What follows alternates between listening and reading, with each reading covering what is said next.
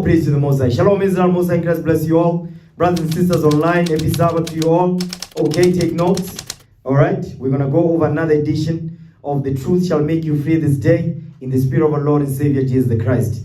Okay, give me the book of Psalm 78 verse 1.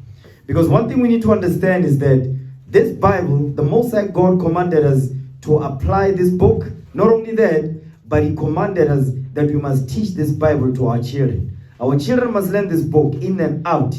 Understand that. That goes for you fathers. Your job is to teach your sons and your daughters. Mothers also, you must follow the command of your Lord in the house. You understand? To educate your children. Okay? Now read that. Psalm 78 verse 1. Read. The book of Psalms chapter 78 verse 1. Read. Give ear, O my people, to my law. Incline your ears to the words of my mouth. You hear what God is saying? He says, incline your ears to the words of His mouth. Your ears. You understand? Incline your ears to the words of His mouth. The words of the mouth of the Lord is this Bible, the laws of God. Give me that in Deuteronomy 29:29. The words of this book is God's commandments. Understand that. So we must incline our ears to the laws of God.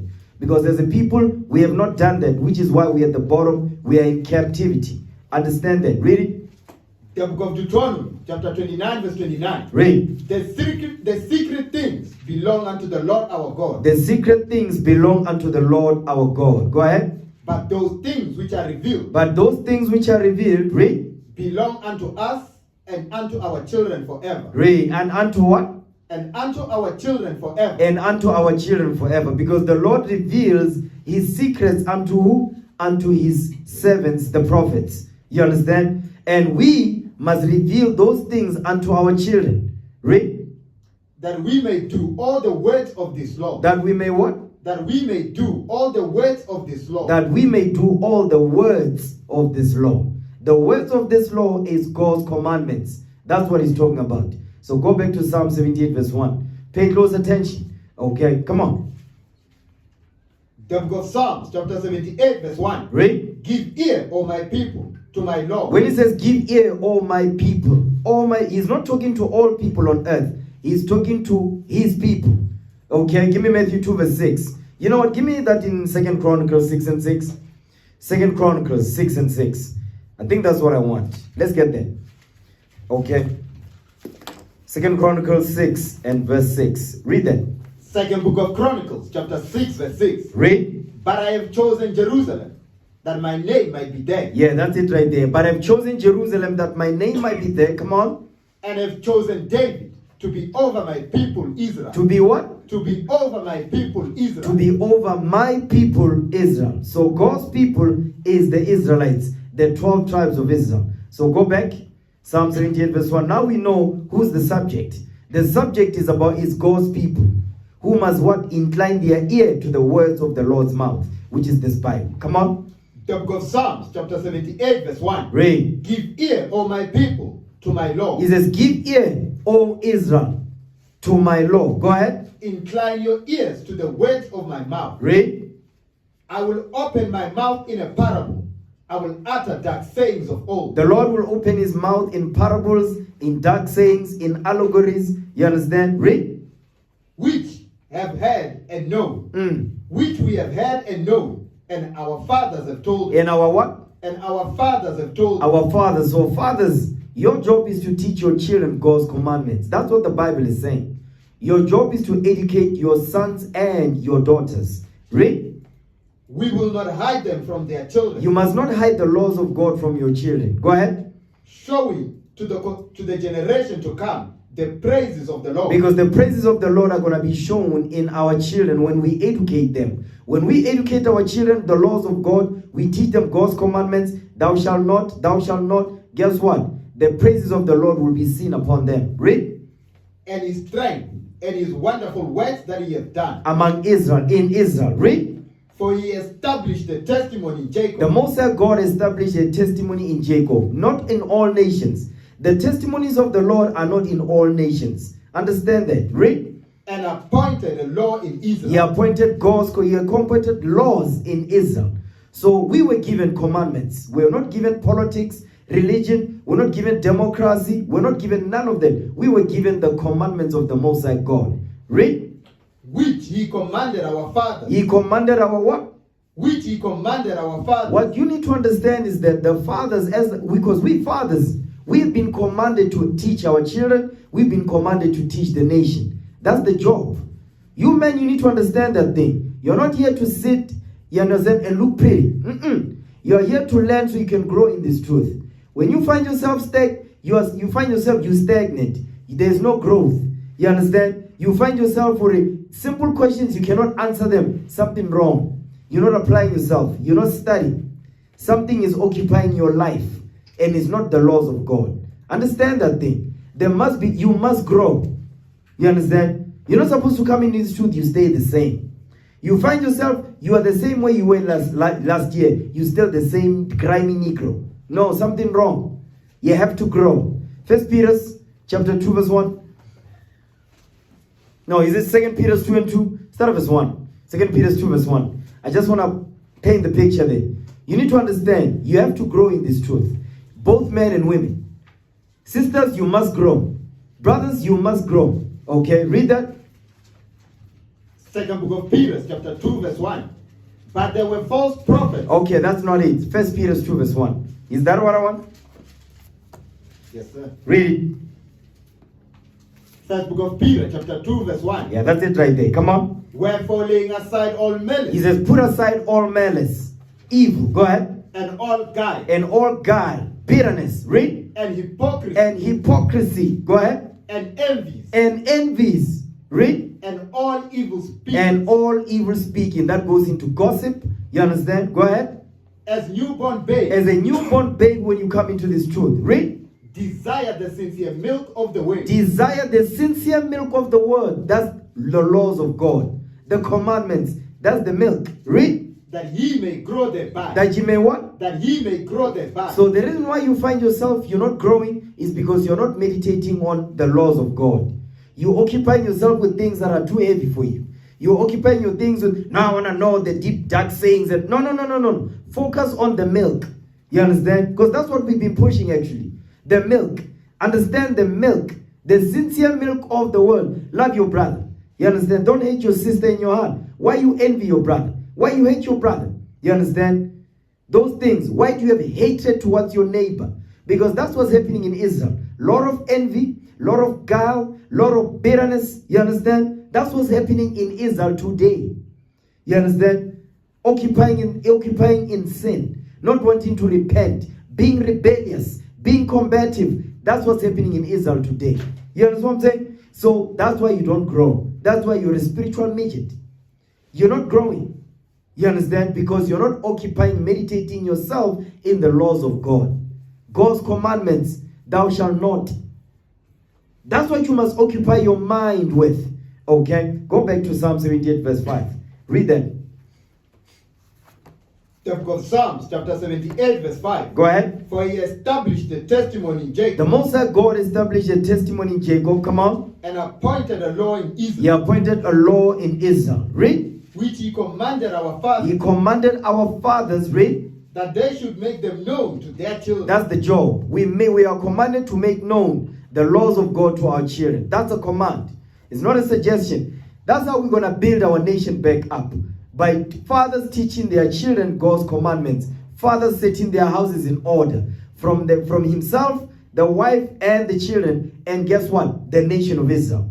Because your congregation begins in your house. The congregation begins in your house. You, your wife, and your children, that's the congregation. Understand that? Give me that in 1 Timothy 3 verse 5. Your congregation, the congregation begins in your house. You understand? You must make sure that you are in order, your spiritual house, and guess what? Your physical house must also be in order. You understand? As a mirror image of you, your spirit in Christ. Read. First book of Timothy, chapter 3, verse 5. Go ahead. For if a man know not how to rule his own house. If you don't know how to rule your own house, you rule your own house with the laws of God. Read. How shall he take care of the church of God? You cannot be a leader in Israel. That's what he's saying. If you cannot rule your house, you cannot be a leader in Israel. That's what the Most High God is saying. So you brothers that are married, you brothers that are about to get married, understand. Your house, the congregation begins in your house. Understand that? Because the congregation will be a reflection of you. Understand that? Your house is a reflection of you. That's how it goes. Understand that thing. And that's not a small responsibility. You understand? It is not a small, it's a huge responsibility, that thing. Read again. Come on. First book of Timothy, chapter 3, verse 5. Read. For if a man know not how to rule his own house, Read. how shall he take care of the church of God? How shall he take care of the church of God? Go back to Psalm 78 verse 5. Because this is what the Lord commanded us. He commanded the men to set their houses in order. And we must do just that. Okay? There's no if or but about it. Read it. The book of Psalms, chapter 78, verse 5. Go ahead. For he established a testimony in Jacob. The Most High God, he established a testimony in Jacob. And appointed a law in Israel. He appointed a law in Israel. That's what the Lord gave unto us. Read. Which he commanded our fathers. Read. That they should make them known to their children. Come on. That the generation to come might know them. Even the children which should be born. Even the children who should be. This is going into the grandkids. Read. Who should arise and declare them to their children. You see that thing? That's that generational wealth of the Most High God's knowledge. Read. That they might set their hope in God. We must set our hope in God.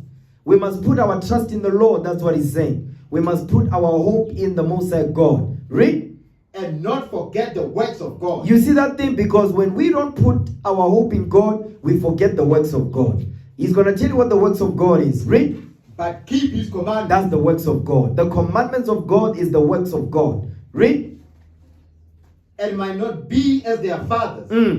A stubborn and rebellious generation. You see what he's saying? We might not be so that we are not as our forefathers in the wilderness. Because our forefathers in the wilderness, they was rebellious, they were hard-headed and stubborn. And they were put to death as first generation. Read. A generation that set not their heart aright. You see that? Read. And whose spirit was not steadfast with God. That's the problem right there. Our spirit was not steadfast with the Most High. That's what he's saying.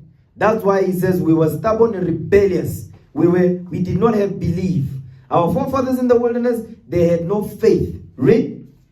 The children of Ephraim being armed and carrying bows. Okay, that's it on that. So, but the point is, the Most High God is commanding the fathers will set their houses in order with the laws of God. Okay, Psalm 78, read verse 35 now. And this is what we need to remember. That's why we must put our hope in the Lord. When we put our hope in the Lord will deliver us. Read it. The book of Psalms, chapter 78, verse 35. Go ahead. And they remembered that God was their rock. That's what you need. We all need to remember. The Most High God is our rock. Because as a people, we have forgotten that. We think the government is your rock. You think Ramaphosa is your rock. No, Ramaphosa is not your rock. Ramaphosa is just a puppet who was set up by the West. We all know this. But the Lord, the Christ, our Lord and Savior, he is our rock. Okay, go ahead. And the high God, their Redeemer. And the Most High God, our Redeemer. He's going to redeem us from captivity, slavery. Ramaphosa is not going to deliver you from slavery. Julius Malema is not going to deliver you from captivity. You understand? Who's the other one? Herman Mashaba. He will not deliver you from slavery. He will keep you at the bottom because he's also a slave. Understand that? And he trusts upon the system that was set up by his oppressor. We trust in the system that the Lord has set up in the Holy Bible, how to come out of slavery, how to come out of the ghettos, how to survive in these last days with the destruction that's coming upon this earth. Understand that? Read again. The book of Psalms, chapter 78, verse 35. Read. And they remember that God was their rock. We remember that God was our rock. This what you're seeing in the congregation now is us being remembering that God is our rock. This is an example of us remembering that. The Lord says the Holy Ghost will bring all things to your remembrance. This is an example of the Holy Ghost bringing all things to our remembrance. Look, give me that in John 14:26 real quick. It's not in my notes, but let's get it. Okay? We remember that the Lord is our rock. That's why we are here now. Okay? Because the Lord has brought that to our remembrance. Read it. The book of John, chapter 14, verse 26. Come on. But the Comforter, which is the Holy Ghost, whom the Father will send in my name. Read. He shall teach you all things. He will what? He shall teach you all things. He will teach us all things. The Comforter is a he. He says he will teach us all things. Go ahead. and bring all things to their remembrance. And bring all things to our remembrance. Go ahead. Whatsoever I have said unto you. He's telling you who the comforter is. Christ. He's the comforter. You understand? Christ, he's the comforter. Understand that? So guess what? The Spirit of Christ is why we are able to remember who we are, where we come from, what happened to us, and what must we do to prepare ourselves for the second coming of our Lord and Savior. Go back. Psalm 78 verse 35. Read that. The book of Psalms chapter 78 verse 35. Read. And they remembered that God was their rock. Because of the Holy Ghost. Read. And the high God their redeemer. And the high God our redeemer. Because yes, he is our redeemer. He's going to deliver us from captivity. Understand that thing. Okay? Give me that in 1 Corinthians 10 verse 1. You understand? Then they remember that the God is their rock. Okay? Read that. First book of Corinthians chapter 10 verse 1. Read. Moreover, brethren, I would not that ye should be ignorant, how that all our fathers were under the cloud. Or that all our fathers were under the cloud. Read. And all passed through the sea. The Red Sea with Moses. Go ahead. And were all baptized unto Moses in the cloud and in the sea. How did Moses baptize us? He taught us the commandments. Moses didn't dip anybody in water. Moses baptized us with the laws of God. Give me that in Deuteronomy chapter 4, verse 44. I'm going to show you that Moses baptized us. How did he do it? The way Moses baptized us, that's how Christ baptized us. Okay? Read that. The book of Deuteronomy chapter 4 verse 44. Read. And this is the law. This is the what? And this is the law. This is the law. Go ahead. Which Moses said before the children of Israel. Which Moses said before the children of Israel. So how did Moses baptize us? He taught us God's commandments. Understand that. Go back. 1 Corinthians chapter 10. First book of Corinthians chapter 10 verse 2. Read. And were all baptized unto Moses in the cloud and in the sea. That's how Moses baptized us. How did he baptize us? He taught us God's laws. Read. And did all eat the same spiritual meat. Read. And did all drink the same spiritual drink. Read. For they drank of that spiritual rock that followed them. The spiritual rock that followed us. Who was the spiritual rock that followed us? Read. And that rock was Christ. And that rock was Christ. So we remembered that Christ was our rock. That's why we're here. Because we remember that Christ is our rock. You understand? Read that part again.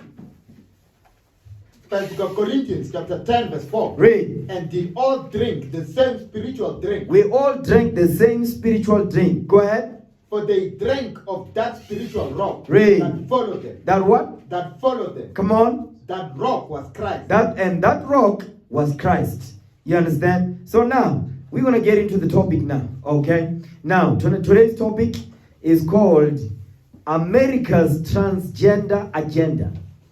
That's today's topic. America's Transgender Agenda. Write that down. America's Transgender Agenda. That's today's topic. Okay? Give me that in Daniel chapter 7 verse 7. Daniel 7 verse 7. So pay close attention here. Okay? Pay close attention. What I'm going to go over is some of it is meat. You understand? Some of it is milk. Okay? Understand that. But pay close attention. Take good notes. Read that. Daniel 7 verse 7. So here Daniel is going to what? Daniel is prophesying about the kingdoms that are going to come to pass. So he's prophesying those kingdoms were not in existence. He's prophesying about the kingdoms that will come to pass. That's what we're about to read here. You understand? Now read Daniel 7 verse 1. We're just going to read down quickly. Go ahead. The book of Daniel chapter 7 verse 1. Read. In the first year of Belshazzar, king of Babylon, Daniel had a dream and visions of his hand upon his bed. Read. Then he wrote the dream and told the sum of the matters.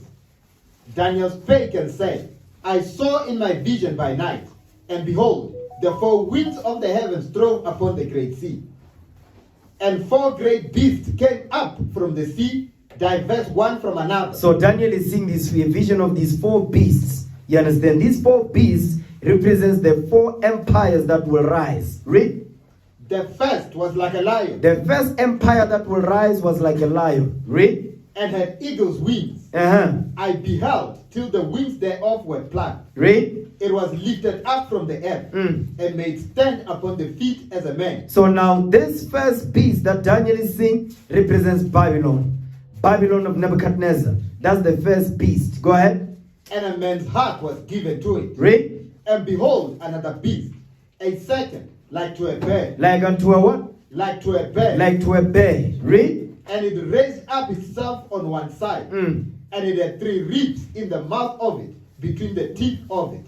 And they said unto it, Arise, devour much flesh. So the second beast that Daniel is seeing, it says, was like unto a what? Was like unto a bear. This bear represents the kingdom of Media and Persia. Okay? That's the second kingdom that came after the Babylonians. So the first beast is a lion, which represents Babylon. The second beast is what? The bear, which represents the kingdom of the Media and Persian Empire. Go ahead. After this I beheld, and lo, another, like a leopard. Like a what? Like a leopard. Read. Which had upon the back of it 4 wings of a fowl. So the third beast that Daniel is seeing, what is he saying? He says is like unto a leopard. When you read in the history, Alexander the Greek was referred to as a leopard. So the third beast here represents the kingdom of the Greeks. When Greece came into power around 333 BC. Go ahead. Which had upon the back of it 4 wings of a fowl. Read. The beast had also 4 heads, and dominion was given to it. Okay, that's the Greek Empire. Go ahead. After this I saw in the night visions, and behold, a 4th beast. Now the 4th beast is what I want to deal with. The 4th beast. Go ahead.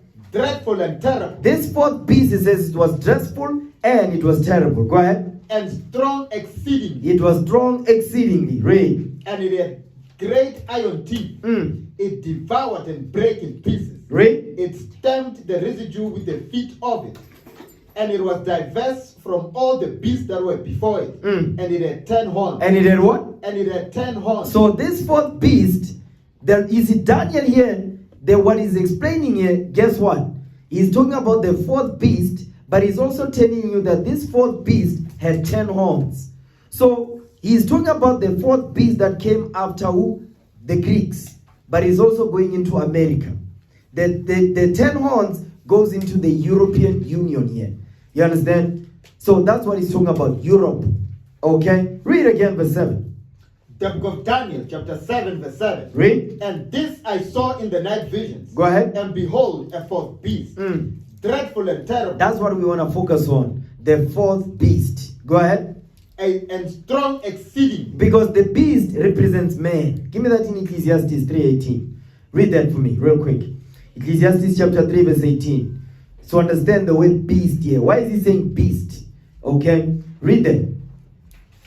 The book of Ecclesiastes, chapter 3, verse 18. Go ahead. I said in my heart concerning the estate of the sons of men. The estate of the sons of men. The sons of men. The sons of men. Go ahead. That God might manifest them, that they might see that they themselves are beasts. They are what? Are beasts. So the beasts that Daniel is seeing is making reference to men, empires that will rise upon this earth. So go back to Daniel chapter 7 now. Verse 7 again. The book of Daniel chapter 7 verse 7. Read. And this I saw in the night visions. Go ahead. And behold, a 4th beast, dreadful and terrible. This 4th beast is an empire that is rising after the Greeks. Go ahead. And strong exceedingly. And this empire was strong exceedingly. Powerful. Read. And it had great iron teeth. It devoured and brake in pieces. Okay, go ahead. It stamped the residue with the feet of it. When it says great iron teeth, goes into its military. Okay, go ahead. And it was diverse from all the beasts that were before it. He says it was different from all the beasts that were before it. The first beast was what? The Babylonians. The second was the Persians and the Medes. The third was the Greeks. The 4th, we're going to know what the 4th beast is. Go ahead. And it had 10 horns. And it had 10 horns. Give me Daniel chapter 2 now. Verse 40. Same book.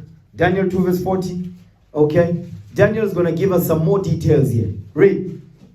The book of Daniel chapter 2 verse 40. Read. And the 4th kingdom shall be strong as iron. The 4th kingdom shall be strong as iron. This 4th kingdom is the 4th beast. You understand? Because in Daniel 7 verse 7 it says the fourth beast. Here in Daniel 2 it says the fourth kingdom. So it's letting you know this is the beast making reference to man. Read. And the fourth kingdom shall be strong as iron. This says the fourth kingdom shall be strong as iron. Go ahead. For as much as iron breaketh in pieces and subdueth all things. The iron goes into what? Military. You understand? Military might. Read. And as iron that breaketh all these, shall it break in pieces and bruise. Read. And whereas thou sawest the feet and toes, part of potter's clay. The feet represents the US of A. The feet. Remember, in Daniel 7, it was little vague. Here it's being descriptive. Read that again, verse 41. The book of Daniel, chapter 2, verse 41. Read. And whereas thou sawest the feet and toes. The feet and toes. How many toes do you have on your feet? 10. So when in Daniel 7, verse 7, it says it had 10 horns. The 10 horns is the 10 toes on the feet, which represents the EU, the European Union, the 10 common markets. That's what he's talking about. Go ahead. Part of potter's clay. Part of potter's clay. Read. And part of iron. The kingdom shall be divided. The kingdom will be divided. That's why in America you've got Democrats and Republicans. The kingdom shall be divided. Democrats and Republicans. Read. But there shall be in it of the strength of the iron. They shall be in it the strength of the iron. Meaning what? They will have great military might upon this earth. That's why America's military budget is in the trillions. You understand? America's military budget is in the trillions. Why? Because America, the Lord gave this white man the spirit of war. The spirit of war upon him. Read. For as much as thou sawest the iron mixed with miry clay. When it says the iron mixed with miry clay, the miry clay goes into what? The great melting pot. The multitude of nations that are flocking to the Americas. You understand? That's talking about them. The miry clay. A mixture of people. People from different cultures, different origins and different races and all that. In this great melting pot called America. Read. And as the toes of the feet were part of iron. He says the toes of the feet were part of iron. The toes of the feet is how many toes? 10 toes. That's talk about the EU, particularly NATO. Because NATO is the military wing of the EU. So that's what he's talking about, because the EU supports America. Read. And part of clay. So the kingdom shall be partly strong and partly broken. The kingdom shall be partly strong and partly broken. The brokenness of the kingdom is the mixed multitude that is over there. That's why it says partly strong in terms of military and partly broken in terms of what? Democracy, feminism, you understand? Homosexuality, all of that. That's the partly broken, because many people are over there. You understand? Everybody live their cultures, their traditions and all that, and follow America's culture and all that. That's what Rome was doing. That's what America is doing, because America is an extension of ancient Rome. And I'm going to show you that using the Bible and also supporting history books. Okay? Is that it on that? Yes, sir. Okay. So now go back. Go back to Daniel 2. No, go back to Daniel 7 verse 7. Read that again. The book of Daniel, chapter 7, verse 7. Read. After this I saw in the night vision, and behold, a fourth beast. The fourth beast. The fourth beast is the fourth kingdom in Daniel 2 verse 40. Read. Dreadful and terrible. It was dreadful and it was terrible. Go ahead. And strong exceeding. And it had great iron teeth. The great iron teeth goes into its military. Go ahead. It devoured and brake in pieces. It devoured the kingdoms that he conquered. Read. And stamped the residue with the feet of it. You understand? Because America is the greatest kingdom on earth right now. Read. And it was diverse from all the beasts that were before it. Read. And it had 10 horns. The 10 horns, which goes back to what? The feet that have 10 toes upon them. Jump down now to verse 20. Okay? Daniel chapter 7. Read verse 8. Daniel 7 verse 8. Read. I considered the horns, and behold, they came up among them another little horn. So when he says he considered the horns, these horns here, this is a heavy thing. I'm not going to go deep into it, but I'll touch on it. He says, read that again, verse 8. The book of Daniel, chapter 7, verse 8. I considered the horns. The horns. Pay attention. It says the horns, plural. It didn't say horn, it says the horns, plural. Go ahead. And behold, there came up among them another little horn. So out of these horns came up another little horn. Daniel is explaining the same thing, but he's being more descriptive. You understand? He says, came out of these horns, came up another little horn. Go ahead. Before whom there were 3 of the first horns plucked up by the roots. You see that thing? So you have 3 horns, and out of these 3 horns came what? Came another little horn. Is that it on that? No, sir. Go ahead. And behold, in this horn were eyes like the eyes of men. It says, in this horn had the eyes like the eyes of men. Meaning, this horn had what? Wisdom. This horn had wisdom. That's why it says, had what? Come on. And behold, in this horn. And in this horn, go ahead. Were eyes like the eyes of men. Were eyes like the eyes of men. Meaning wisdom. Wisdom to do what? To do great things upon this earth. Technological advancements, you understand? Going to the moon, space travel, you understand? Medical breakthroughs and whatnot. Yes, go ahead. And a mouth speaking great things. And mouth speaking blasphemies. That's the same thing that we read about in Revelation, right? Go ahead. Is that it on that? Yes, sir. Now jump down to verse 23 now. Watch this. The book of Daniel, chapter 7, verse 23. Read. Thus he said, the first beast shall be the fourth kingdom upon earth. Read it again. The book of Daniel, chapter 7, verse 23. Read. Thus he said, the fourth beast. The fourth beast, go ahead. Shall be the fourth kingdom upon earth. Now he's telling you. You see, Daniel is making it plain. He says, the fourth beast shall be the fourth kingdom upon earth. Read. Which shall be diverse from all kingdoms. We shall be diverse from all kingdoms before it. Read. And shall devour the whole earth. Shall devour the what? And shall devour the whole earth. Because Rome did not rule the whole earth back then. So it's telling you it's not talking about Rome. You understand, per se. It's talking about the extension of. Read. And shall tread it down and break in pieces. He shall tread it down, meaning the kingdoms, and tread them in pieces. Go ahead. And the 10 horns out of this kingdom are 10 kings. You see that the 10 horns out of this kingdom are the 10 kings, which have not had their kingdom as yet. That's what we read in Revelation, right? I'm jumping ahead. Go ahead. That shall arise, and another shall arise after them, and he shall be diverse from the first. He shall be what? And he shall be diverse from the first. Go ahead. And He shall be diverse from the first. That's talk about the Greeks. Go ahead. And he shall subdue 3 kings. He shall what? And he shall subdue 3 kings. The 3 kings, write this down. The 3 kings. It's talk about what? The Spanish-American War. The Spanish-American War. It's talk about Spain, France, and Britain. Because for America to come into power, it had to fight 3 kings to come to get its independence. The Spanish-American War, the French-American War, and the War of Independence.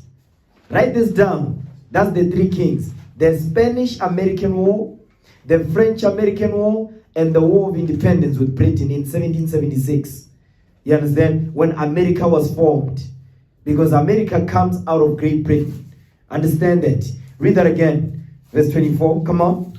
The book of Daniel, chapter 7, verse 24. Read. And the 10 horns out of this kingdom are 10 kings. Read. That shall arise, and another shall arise after them, and he shall be diverse from the first. Read. And he shall subdue 3 kings. We shall what? And he shall subdue 3 kings. He shall subdue 3 kings. Okay? Now give me 2nd Ezra chapter 11 verse 39. 2nd Ezra chapter 11 verse 39. Because Ezra's, what captivity was Ezra's? What captivity was Ezra's? So John, stand up and answer the question. What captivity was Persia? Was Ezra's? Now I'm giving the answer. What's the captivity? Oh, praises. Sit down. Okay, read that again. 2nd Ezra 11 verse 39. Second book of Ezra, chapter 11 verse 39. Go ahead. Art not thou it that remaineth of the 4 beasts? I don't read that right. Come on. You're messing me up. You're messing me. So John, not in the right spirit. You're supposed to set the right example here. Okay. Read that again. 2nd Ezra 11 verse 39. Second book of Ezra, chapter 11 verse 39. Read. Art not thou it that remaineth of the four beasts, Art thou not it that remaineth of the fourth beast? Go ahead. whom I made to reign in my wealth? Because this fourth beast, the Lord says He made this fourth beast to reign, to rule in this world. You understand? This fourth beast, the only reason why this fourth beast is ruling right now is because the Most High God made it so. Read. That the end of their time That the end of their rulership, go ahead, might come through them. it will come through them. Meaning the end of the world, the end of their rulership will come through them. When they get destroyed, the end of their rulership will be over and Jacob's kingdom will come to pass. 2 Ezra chapter 6 verse 7 through 9. That the end of their time will come through them. Second book of Ezra, chapter 6, verse 7. Go ahead. Then answered I and said, Actually, hold that. Ezra. What tribe was he from? So John.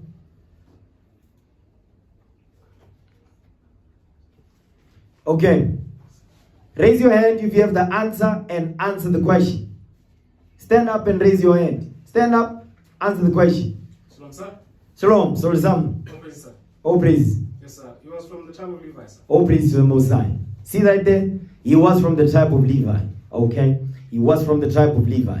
Now read that. 2 Ezra, chapter 11, verse 39.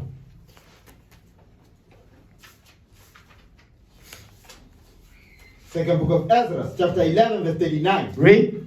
Art not thou it that remainest of the four beasts, Are you not the one that remaineth of the fourth beast? Go ahead. whom I made to reign in my wealth, Whom I made to reign in my world, that the end of their times might come through them? that the end of their times might come through them. Is that it on that? Yes, sir. Now give me that in 2 Ezra chapter 6 verse 7 through 9. So we understand what is Ezra talking about here. Remember, Ezra is repeating what we just read in the book of Daniel. Ezra is repeating what we read in the book of Daniel. Ezra was in the Persian Empire. Was during the time of Persia. Daniel was during the time of Babylon. You understand?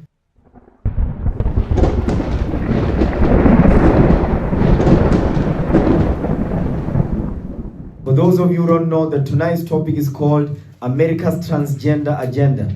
America's Transgender Agenda. Read that. The book of Daniel, chapter 7, verse 7. Go ahead. After this I saw in the night visions, and behold, a fourth beast, Read. dreadful and terrible, Come on. and strong exceedingly, and it had great iron teeth. It devoured and brake in pieces, and stamped the residue with the feet of it. And it was diverse from all the beasts that were before it, and it had 10 horns. Okay, read again. Read again. Read again. The book of Daniel, chapter 7, verse 7. Go ahead. After this I saw in the night visions, and behold, a fourth beast. A fourth beast. So Daniel is seeing in a vision a fourth beast. Daniel is seeing a vision of 4 empires that will rise upon this earth. Starting with the Babylonians, the Persians and the Medes, the Greeks and the Romans. The Romans is the fourth beast that we're reading about here. Go ahead. Dreadful and terrible, and strong exceedingly. It was strong exceedingly. Go ahead. It had great iron teeth. Mm. It devoured and brake in pieces. It stamped the residue with the feet of it. And it was diverse from all the beasts that were before it. And it had 10 horns. So this fourth beast had 10 horns. Go ahead. I considered the horns, and behold, there came up among them another little horn. So he says there's horns, and out of these horns came a little horn. Go ahead. Before whom there were 3 of the first horns plucked up by the roots. Go ahead. And behold, in this horn were eyes like the eyes of men, and a mouth speaking great things. So now this little horn comes out of the 3 horns. Okay. Now hold that. Give me that in Daniel. Go back to Daniel chapter 2 now. Daniel chapter 2, read verse 40.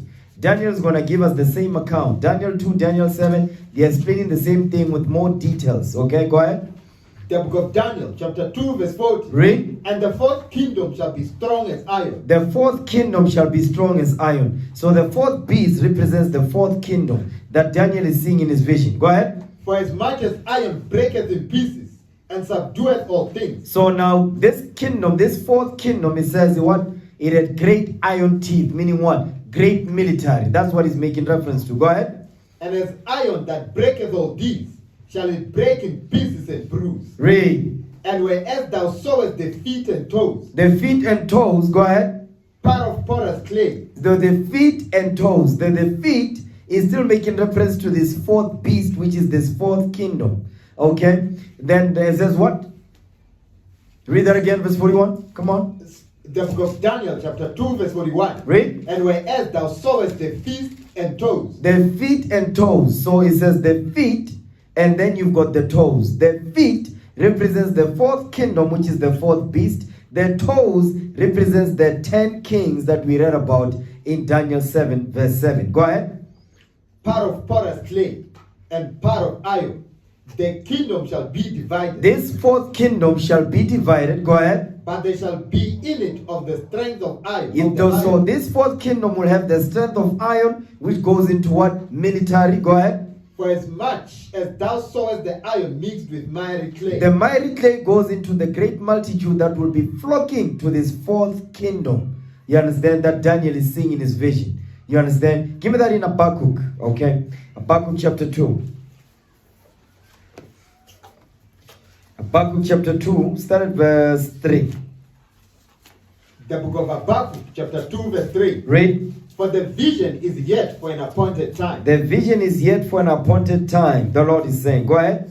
but at the end it shall speak Go ahead. and not lie. Read. Though it tarry, wait for He it, says, though the vision tarry, wait for it. Go ahead. because it will surely come, it will not tarry. Go ahead. Behold, his soul which is lifted up is not upright in him. He says, his soul which is lifted up is not upright in him. He's talking about the man that will rule over this fourth kingdom. Read.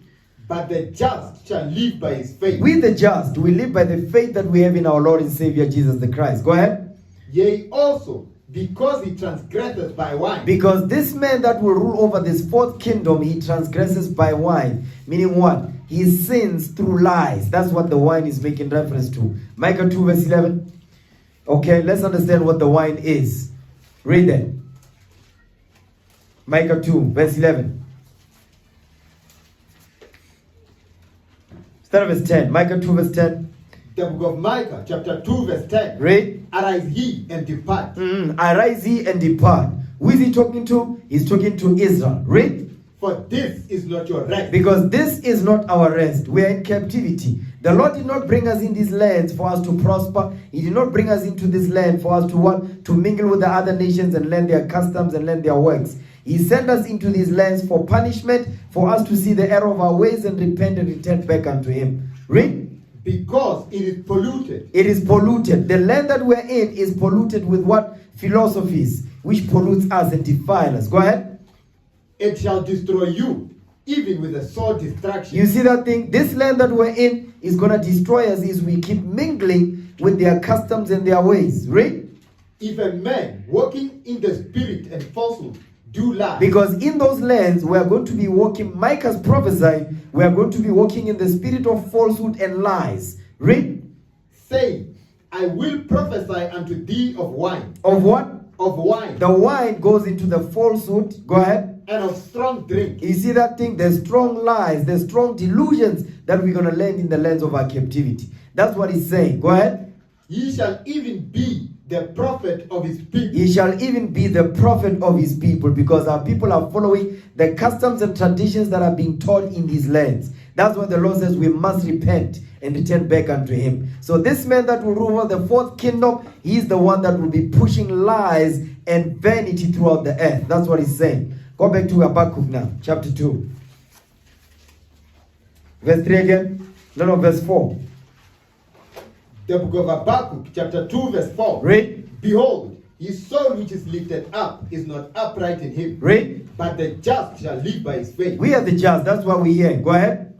Yea, also, because he transgresseth by He wine. transgresses by lies. Read. He is a proud man. He is a what? He is a proud man. Meaning they hate God's laws. The man that will rule over the fourth kingdom that Daniel is saying, he will hate God's laws, he will hate God's people, and he will hate God. Go ahead. Neither keepeth at home. He does not keep it home. He's in everybody's land. You understand? Because they go and conquer and destroy lands and nations. Read. Who enlargeth his desire as hell. He enlarged his desire as hell. Meaning his desire, he is enlarged by leaving the people in a hellish estate. Read. is as death, It is death. It kills the people when he comes and conquer. Go ahead. and it cannot be satisfied. He cannot be satisfied. He's greedy, the Lord is saying. Come on. But gathereth unto him all nations. He does what? But gathereth unto him all nations. That's the miry clay. He gathered unto him all nations. That's the miry clay in Daniel. Read again. But gathereth unto him all nations. What verse you in? The book of Habakkuk, chapter 2, verse 5. Read. Yea, also, because he transgresseth by one. Because he transgresses through lies. Read. He is a proud man. They hate God. They hate the Bible. Come on. Neither keepeth at home. They are in everybody's land. They've got military bases all around the world. Read. Who enlargeth his desire as hell. They enlarge their desire as hell. Go ahead. And is as death. And is as death. Read. And cannot be satisfied. They are greedy. Come on. But gathereth unto him all nations. But they heap unto him all nations. The nations that they live in a hellish state. The nations that they conquer, colonize, and destroy. Steal their resources. He says they do what? But gather unto him. Come on. But gathereth unto him all nations. But he gathers unto him all nations. That's the miry clay. Go ahead. And heapeth unto him all people. And heapeth unto himself all people that he has robbed, destroyed, colonized, and enslaved. So go back now to Daniel chapter 2. Now we have a better understanding what Daniel is saying. Okay? Daniel chapter 2. Read verse 41 again. The book of Daniel, chapter 2, verse 41. Read. And whereas thou sawest the feet and toes. The feet and toes. The feet represents the what? The fourth kingdom, which is this fourth empire. The toes represent what? The toes represent the kingdom that will support this fourth kingdom in these last days. Go ahead. Part of potter's clay. Uh-huh. And part of iron. Part of potter's clay and part of iron. The potter's clay is the what? Gathereth unto him all people, heapeth unto him all nations. Go ahead. The kingdom shall be divided. The kingdom will be divided. Read. But they shall be in it of the strength of the iron. The strength of the iron goes into what? War.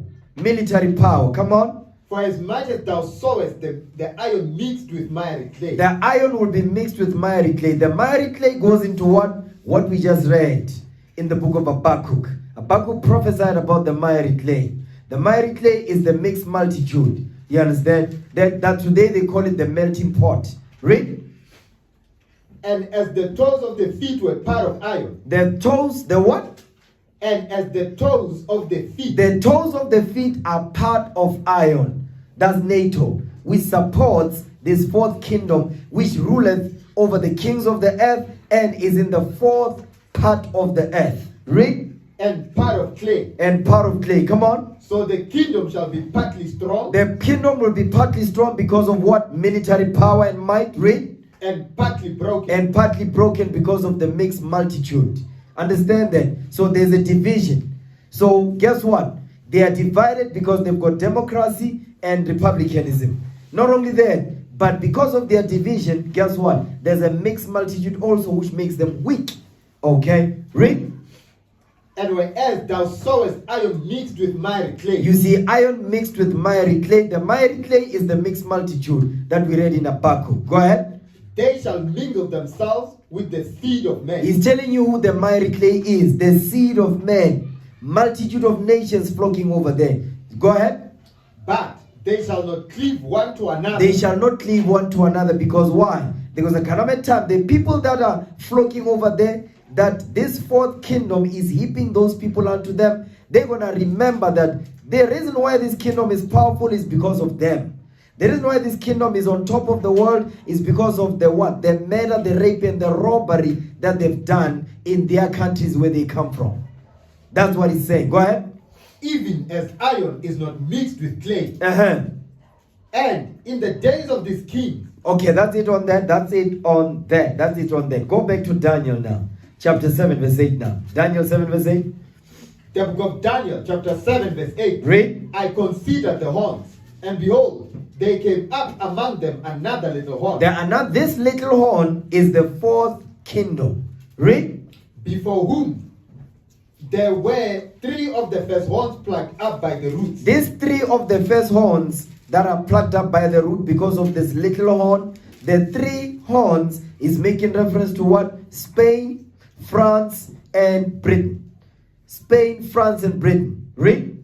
And behold, in this horn were eyes like the eyes of men. The eyes of men meaning what? This horn will gain wisdom, knowledge, and understanding of science. Go ahead. And a mouth speaking great things. The mouth that is using is the media. This horn will have a great power in terms of the media, military, you understand, and technological advancements in these last days. So Daniel's prophesying about Rome, but he's also prophesying about the United States of America, Babylon the Great. Okay, go ahead. Is that it on that? Yes, sir. Read verse 23 now, come on. The book of Daniel, chapter 7, verse 23. Read. Thus he said, the fourth beast shall be the fourth kingdom upon earth. You see that thing? The fourth beast is the fourth kingdom upon earth. Daniel is also letting you know, this fourth kingdom will rule the whole earth. Read. We shall be diverse from all kingdoms, and shall devour the whole earth. They shall what? And shall devour the whole earth. He's letting you know right there. They will rule the whole planet Earth. Go ahead. And not only that, but they will have powerful influence on the planet Earth. Read. And shall tread it down and break it in pieces. They're going to destroy nations through what? Military. Go ahead. And the 10 horns. The 10 horns, which are the 10 toes, read, which are part of the what? The iron. Go ahead. And the 10 horns out of this kingdom are 10 kings The that 10 shall arise. that shall what? That shall arise. To support this little horn. Go ahead. And another shall arise after them, and ye shall be diverse from the first. Read. And ye shall subdue 3 kings. He shall what? And ye shall subdue 3 kings. He shall subdue 3 kings. The 3 kings that this little horn will subdue is Spain, France, and Britain. The Spanish-American War, the French-American War, and the War of Independence, which is when America was formed in 1776. Okay? So Daniel, he's talking about Rome, but he's also talking about America and the EU in these last days. So Daniel was heavy, the stuff that he was bringing out. And this during the time of Babylon. Watch this now. 2 Ezra 11 verse 39. I'm going to show you that Ezra, our forefather, during the time of Persia, he saw the same thing and he was given more details. Because notice that the symbol of this fourth beast or kingdom was not given to Daniel. So keep that in mind. Read that. Second book of Ezra, chapter 11, verse 39. Go ahead. And not thou eat that remaineth of the 4 beasts, And not thou eat that remaineth of the 4 beasts of the 4th beast. Go ahead. whom I made to reign in my world. You see, the Lord says he made this the 4th beast to reign in his world. Go ahead. That the end of their time That the end of their time of rulership upon this earth, read, might come through them. is going to come through them being overthrown and destroyed and wiped out. Go ahead. And the 4th came and overcame all the beasts that were past. You see that thing? The 4th came and overcame all the beasts that were past, meaning all the empires that were past. It surpassed the Greeks because the Romans absorbed the Greeks, which is called the Greco-Roman Empire. Go ahead.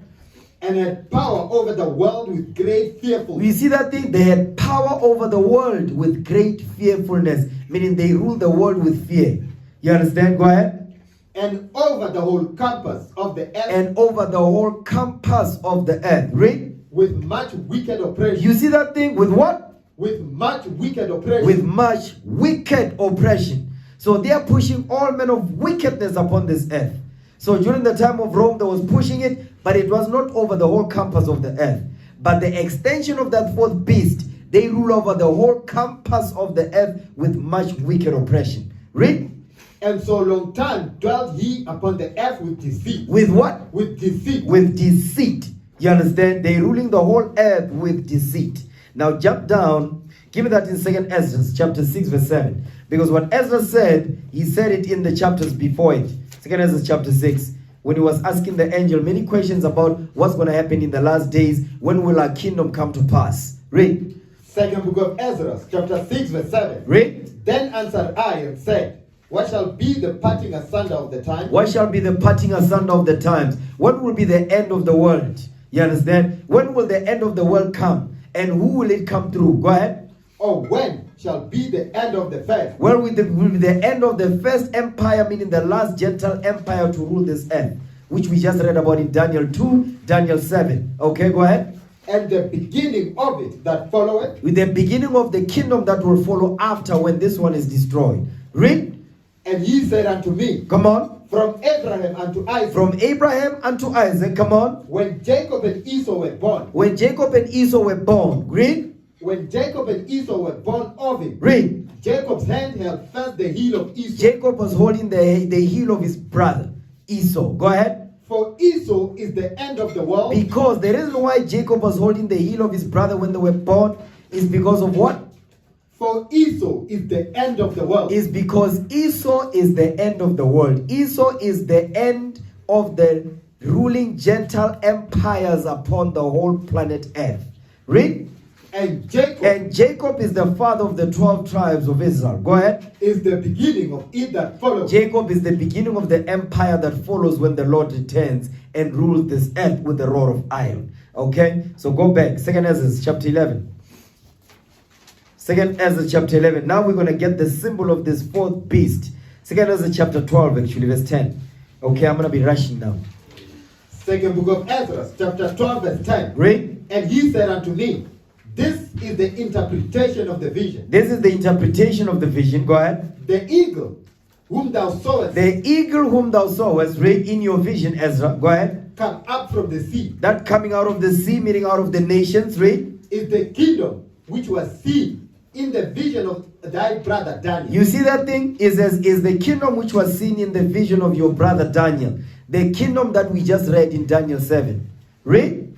But it was not expounded unto him. It was not expounded unto Daniel. Daniel wasn't given the symbol of the fourth beast or the fourth empire or the fourth kingdom. Read. Therefore, now I declare it unto thee. Now the Lord is giving Ezra the symbol of the fourth empire and the leaders or the rulers of the empire that will arise thereafter.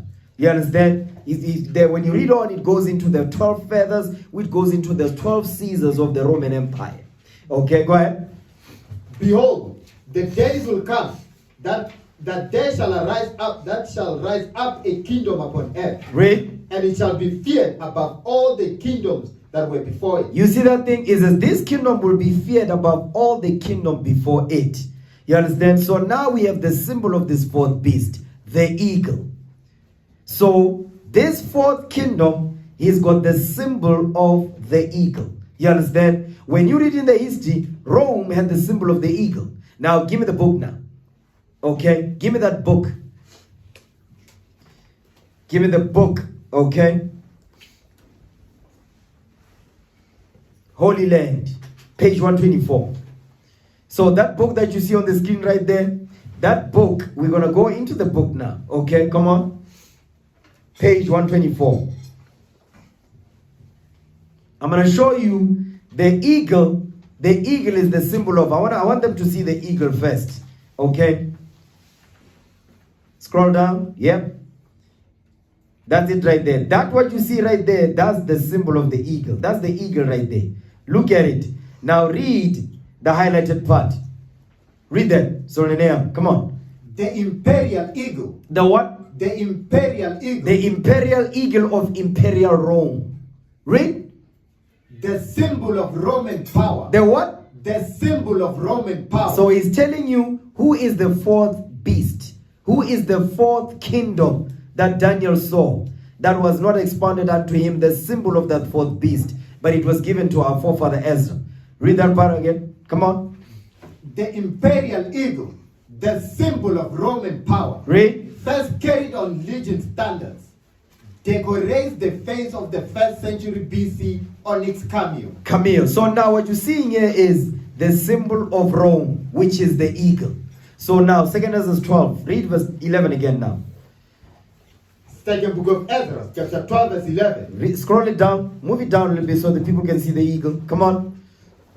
The eagle whom thou sawest come up from the sea is the kingdom which was seen in the vision of thy brother Daniel. You see that thing? It says this kingdom was seen, this beast was seen in the vision of your brother Daniel. The symbol of the eagle. You understand? That's the symbol of Rome. So Daniel was prophesying about Rome. Not only that, but Daniel was prophesying about the last empire that will rule in these last days in our time, which also has what? The symbol of the eagle. That empire right there is the United States of America. Now look up this, the American symbol, the symbol of America. Look it up. Okay, I want the people to see it. Not only was Daniel prophesying about Rome, but Daniel was also prophesying about the United States of America. Watch this. The symbol of America. Okay. Go to images so the people can see it. Okay. So the symbol that what Daniel was prophesying about, letting you know the Bible is a true book. Daniel was prophesying about the empires that was ruling before they even came into power. Okay, that's the symbol of America right there. You see that thing? That's the symbol of America. Look at it right there. You okay? Now count the number of stars on top. Now get Daniel 7 verse 7. Read Daniel 7 verse 7. We're going to count the number of the stars on top of this eagle. I'm going to show you something. Read it. The book of Daniel, chapter 7, verse 7. Watch this. After this, I saw in the night visions, and behold, a fourth beast. A what? Makes reference to the EU, the European Union. Now count the number of the stars on top of the eagle. How many are there? 13. How many are there? 13. How many are there? 14. It's 14, right? You know why they are 14? Those stars right there. Because when the EU started, it didn't start with 14 Europe. Because when you read in the history, like the Berlin Conference, for instance, they say 13 European nations. But they didn't start as 13 European nations or 14. They started as 10.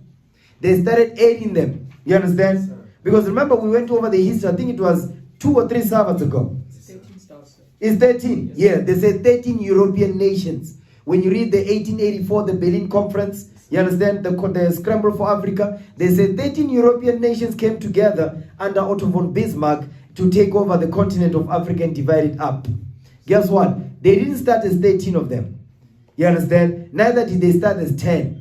They started as a few, and then it increased up to 10. Then they started to add more and more. So the European nations that you see today is not the European nation of how it was started. You understand? But they call it the main 10 because those are the main ones that form the European Union, and they started to add more states upon it. Understand that? You understand? Okay. Now raise it up. Raise it up. Okay, that's it. Stop right there. 2nd Ezra chapter 13. 2nd Ezra chapter 11 now. 2nd Ezra chapter 11. Read verse 41. We're going to read down real quick. Watch this. Second book of Ezra, chapter 11, verse 41. Read. For the earth hast thou not judged with truth. The earth has you have not judged the earth with truth. Go ahead. For thou hast afflicted the meek. You have afflicted the meek. Go ahead. Thou hast had the peaceable. Thou hast had the peaceable. The meek and the peaceable is talking about Judah and Israel. That's us. Read. Thou hast loved liars. They love liars. That's why they've got Valentine's Day, Mother's Day, Father's Day, Christmas, New Year, and all that. They love liars. Okay, go ahead. And destroyed the dwellings of them that brought forth fruit. Read. And has cut down the walls of such as did thee no harm. Because we did not do them any harm when they went to the Americas. Guess what? They poisoned our brothers and sisters over there with smallpox and all that. Read. Therefore is thy wrongful dealing cut up unto the highest. Read. And thy pride unto the mighty. Go ahead. The highest also has looked upon the proud times. Read. And They are proud times. Come on. And behold, Their proud times is talk about their rulership. You understand? Their technological advancements. The evil that they've done unto us, their proud times. Their technological advancements. Read their science. That's why they're very proud of their science. They love it. They want people to worship them because of their science. Going to the moon. You understand? Building jets, airplanes, missiles and all that. Read. Scientific breakthroughs. They want themselves to be worshipped because of that. Read. behold, they are ended, and his abominations are fulfilled. Because they are going to be destroyed. Read. And therefore appear no more. Appear no more. Come on. Thou eagle. Thou what? Thou eagle. Thou eagle. So who's the Lord talking about here? He's talking about America. He says, therefore appear no more, thou eagle. That's the eagle you've seen right there. Go ahead. Nor thy horrible wing. Now thy horrible wings. You see those wings right there of the eagle? It's talking about the amount of people that they've conquered. Because the eagle is a bird of prey. The eagle is talking about their wingspan on how many nations they conquered upon this earth. Read. Nor thy wicked feather. No, they are what? nor thy wicked feathers, nor their wicked feathers. Go ahead. nor thy malicious hate, Nor their what? nor thy malicious hate, Their malicious hates goes into those what? The republicanism and democratic. That's the malicious hates. Go ahead. nor thy hateful claws, Nor their what? nor thy hateful claws. You see those claws there on the right? You see those claws? What are they holding? Look at the claws. Look at the one on the left, which is the one on the right when I'm looking at it. Right there. Arrows. You see those arrows right there? War. War. Military. You understand? Go ahead. Nor all thy vain body, Thou thy vain body. I'm not going into this today. Go ahead. that all the earth may be refreshed. That all the earth may be what? That all the earth may be refreshed. Because when this man is destroyed, the earth will be refreshed. That's what you read about in Isaiah 14. Isaiah 14 is telling you the earth will break forth into singing when they are destroyed. Go ahead. And may return and be delivered from thy violence, and that she may hope for the judgment and mercy of him that made it. Okay, that's it on there. Now, go back to Daniel now. Okay. Go back to Daniel. No, I don't want that. I don't want that. Give me 2 Thessalonians 2 verse 7 now. I'm going to be rushing through this. You can take this off the screen now. We don't need to see this no more. Appear no more, thou eagle. Okay. 2 Thessalonians 2 verse 7. Read that. Second book of Thessalonians, chapter 2, verse 7. Read. For the mystery of iniquity. For the what? For the mystery of iniquity. The mystery of iniquity. Iniquity is sin. For the mystery of sin, go ahead. Doth already work. That's already work, meaning it's already in rulership. The mystery of iniquity is already does already work, means it's already in rulership during the time of the Apostle Paul. During the time of the Apostle Paul was during the time of Rome. Read. Only he who now letters will let. Meaning the Lord that allows him to rule in these last days. Go ahead. Until he be taken out of the way. Until he's taken out of his rulership when Jacob comes into power. Read. And then shall that wicked be revealed. And then shall that wicked be revealed. So the wicked is the what? Is the mystery of iniquity. So when it says the mystery of iniquity, is making reference to the wicked in the next verse. Read that verse again. Second book of Thessalonians, chapter 2, verse 8. Read. And then shall that wicked be revealed. The wicked is the mystery of iniquity. You understand? Jump up to verse 3. Verse 3. Let no man deceive you by any means. Let no man deceive you by any means. Go ahead. For that day shall not come. This man that will deceive you is the man of deception, the man of sin, the mystery of iniquity. Go ahead. Except they come a falling away first. Meaning what? Except Israel goes into captivity, we fall, and then we're going to rise in these last days, as you see us rising up now. Go ahead. And that man of sin be revealed. The man of sin, guess what? Is the deceptive man in verse what? In verse 3. Go ahead. The son of perdition. The son of hell. The son of destruction. Come on.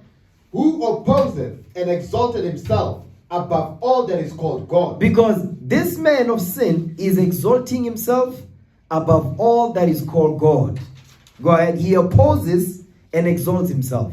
So he opposes the things that are written in the book, and he exalts himself against the things that are written in the book. You see that? So the Bible says God is a black man, Christ is a black man, the Israelites are black people. He says no, God is white, the angels are white, Christ is white, and guess what? God's people are white. That's what they push. Opposition is the Antichrist. Go ahead. Or that is worship. And that is worship, because he's worshipped in the churches today. Read.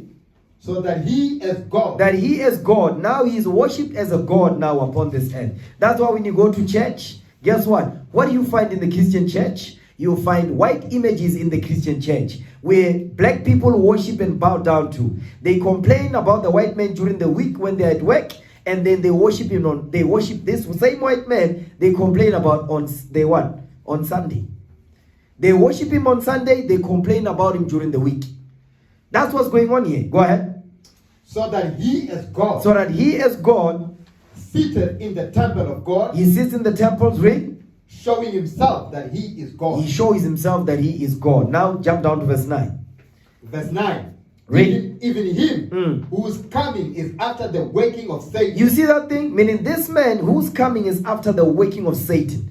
That's why it says they are proud times. The working of Satan, meaning what? This man worships the devil. He worships Satan. Read. With all power. With all what? With all power. Military power. You understand? Go ahead. And signs. And what? And signs. The power in their military and in their signs. They are proud times. That's why it says this one was given eyes. The eyes of men in Daniel 7. He says he was given the eyes of men. Read. And lying wonders. And what? And lying wonders. And lying wonders when they dropped the atomic bomb on Hiroshima in 1945 during World War II. Is that it on that? Yes, sir. Okay, now, give me the book of Revelation chapter 14, verse 8. Okay, Revelation 14, verse 8. I'm still dealing with the fourth kingdom. We've now discovered the fourth kingdom is Rome. You understand? Which goes into America today. So America and Rome is the same empire. The same race, the same people, the same empire. Okay? Rome is just continuing its rulership now in these last days when they came back in 1453 during the Renaissance era. Read. The book of Revelation, chapter 14, verse 8. Come on. And there followed another angel saying, Babylon is fallen. Babylon is fallen. Come on. Is fallen. That great city. That what? That great city. That great city is because Babylon is the greatest city on earth today. Babylon the Great. The United States of America. Go ahead. Because she made all nations drink of the wine of the wrath of her fornication. You see that thing? So all nations are in bed with America. That's why it says, heapeth unto him all people and all nations. Okay? Revelation 17 verse 1. The book of Revelation, chapter 17, verse 1. But this Babylon has not fallen yet. Babylon the Great has not fallen yet. You understand? Because John here is not talking about Babylon of Nebuchadnezzar. He is talking about mystery Babylon the Great. Go ahead. The book of Revelation, chapter 17, verse 1. Read. And there came one of the seven angels, which had the seven vials, and talked with me, saying unto me, Come on. Come hither, I will show unto thee the judgment of the great whore. I will show unto thee the judgment of the what? The judgment of the great whore. The great whore, the great whore, the great whore. Jump down to verse 5 now. Watch this. Verse 5. Go ahead. And upon her forehead was a name written. Meaning upon this great whore was the name written upon the forehead of this great whore. Read. Mystery. What? Mystery. Mystery, come on. Babylon the Great. Mystery, Babylon the Great. Go ahead. The mother of harlots. The mother of prostitutes upon this earth, come on. And abominations of the earth. And abominations of the earth. Because America is not having sex with all the nations. It's a metaphor to say America is in bed with all these nations. He's dealing with these nations like a harlot dealing with men after men after men. That's why it says the mother of harlots and abomination of the earth. It says mystery Babylon the Great. He's telling you it's a mystery. Because ancient Babylon is not a mystery. Ancient Babylon is Iraq today. So that's not a mystery. And in Iraq, they don't allow homosexuality. They don't allow same-sex relations. They don't allow none of that stuff. So it's not talking about Iraq. Okay? Now watch this. Give me the book now. The book. Okay? Give me the book. Bible World. Page 148. Bible World, page 148. I'm going to show you Babylon the Great is called, it says, Mystery Babylon the Great. I'm going to show you something with that. Okay?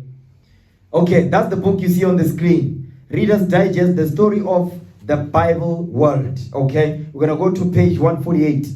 Okay? Read Revelation 17 verse 5 again. I'm going to show you something about Babylon, mystery, this mystery Babylon the Great. What is this mystery Babylon the Great? Go to page 148. Read Revelation 17 verse 5. The book of Revelation, chapter 17, verse 5. Read. And upon her forehead was a name written. Upon her forehead, this great whore, was a name written. Go ahead. Mystery. What? Mystery. Mystery. Come on. Babylon the Great. Stop. Now blow up the book. Blow it up big so we can see it. I want the highlighted part in green on the right at the bottom. Okay. Yep. Scroll down, scroll. That's it right there. Stop right there. Now, I want you to read that. This is the Apostle Peter. You understand? During the time of Rome. Okay? Read that.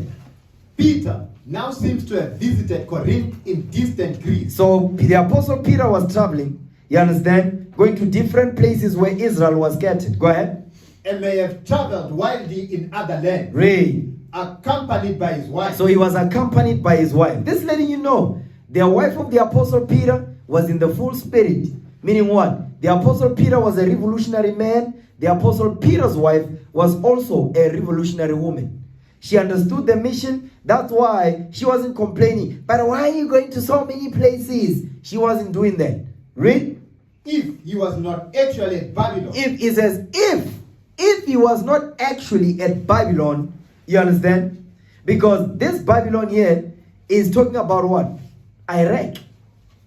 It says if he was not actually at Babylon, he was not in actual Babylon. That's what he's saying. That's what the reader is saying. If the Apostle Peter was not in actual Babylon, meaning ancient Babylon, that's what I'm saying. Read. Then he was at the mystic Babylon. He was at the what? He was at the mystic Babylon. So if the Apostle Peter was not at actual Babylon, meaning ancient Babylon, he was at the mystic Babylon. Go ahead. Which is Rome. Which is what? Which is Rome. Which is what? Which is Rome. Which is Rome. So Rome, guess what Rome was called? What our forefathers knew what Rome was? Mystery Babylon. Rome was called Mystery Babylon the Great. That's what Rome was called. Rome was called Mystery Babylon the Great. Guess what? Today, who's Mystery Babylon the Great? America. So it's telling you Rome and America is one and the same. That's what the scholars are telling you here. The scholars are telling you that Rome and America is one and the same. You know what the proof of that is what? Revelation chapter 17 real quick. I'm going to show you something here. Revelation chapter 17, read verse 11. The book of Revelation chapter 17 verse 11. Go ahead. And the beast that was and is not. The beast that was in your vision, John, that is not in rulership yet. Go ahead. Remember, this is during the time of Rome. This is during the time of Rome that the apostle John is speaking to Christ. Okay, go ahead. Even he is the eighth. Even he is the eighth. Go ahead. And is of the seven. And is of the seven. Read. And goeth into perdition. And goes into destruction. The son of perdition. Read. And the 10 horns which thou sawest. And the 10 horns which you see, the 10 horns that were sitting on the feet, which is the 10 toes, which we read in Daniel. Read. Are 10 kings. Are 10 kings, come on. Which have received no kingdom as yet. Read. But receive power as kings. But they what? But receive power as kings. There is power as king, come on. 1 hour with the beast. 1 hour with the fourth beast that will rule in the last days. Because remember, right now, the fourth beast is still ruling. That's what you need to understand. The fourth beast is still ruling right now. Read. These have one mind. These have one mind. So guess what? The fourth beast have one mind with the 10 toes. They all work together. Read. And shall give power and strength unto the beast. They shall give power and strength unto the beast. So the 10 horns will give power and strength to the beast. Particularly NATO will give strength and power to the United States of America, which is mystic Rome, mystic Babylon. Read.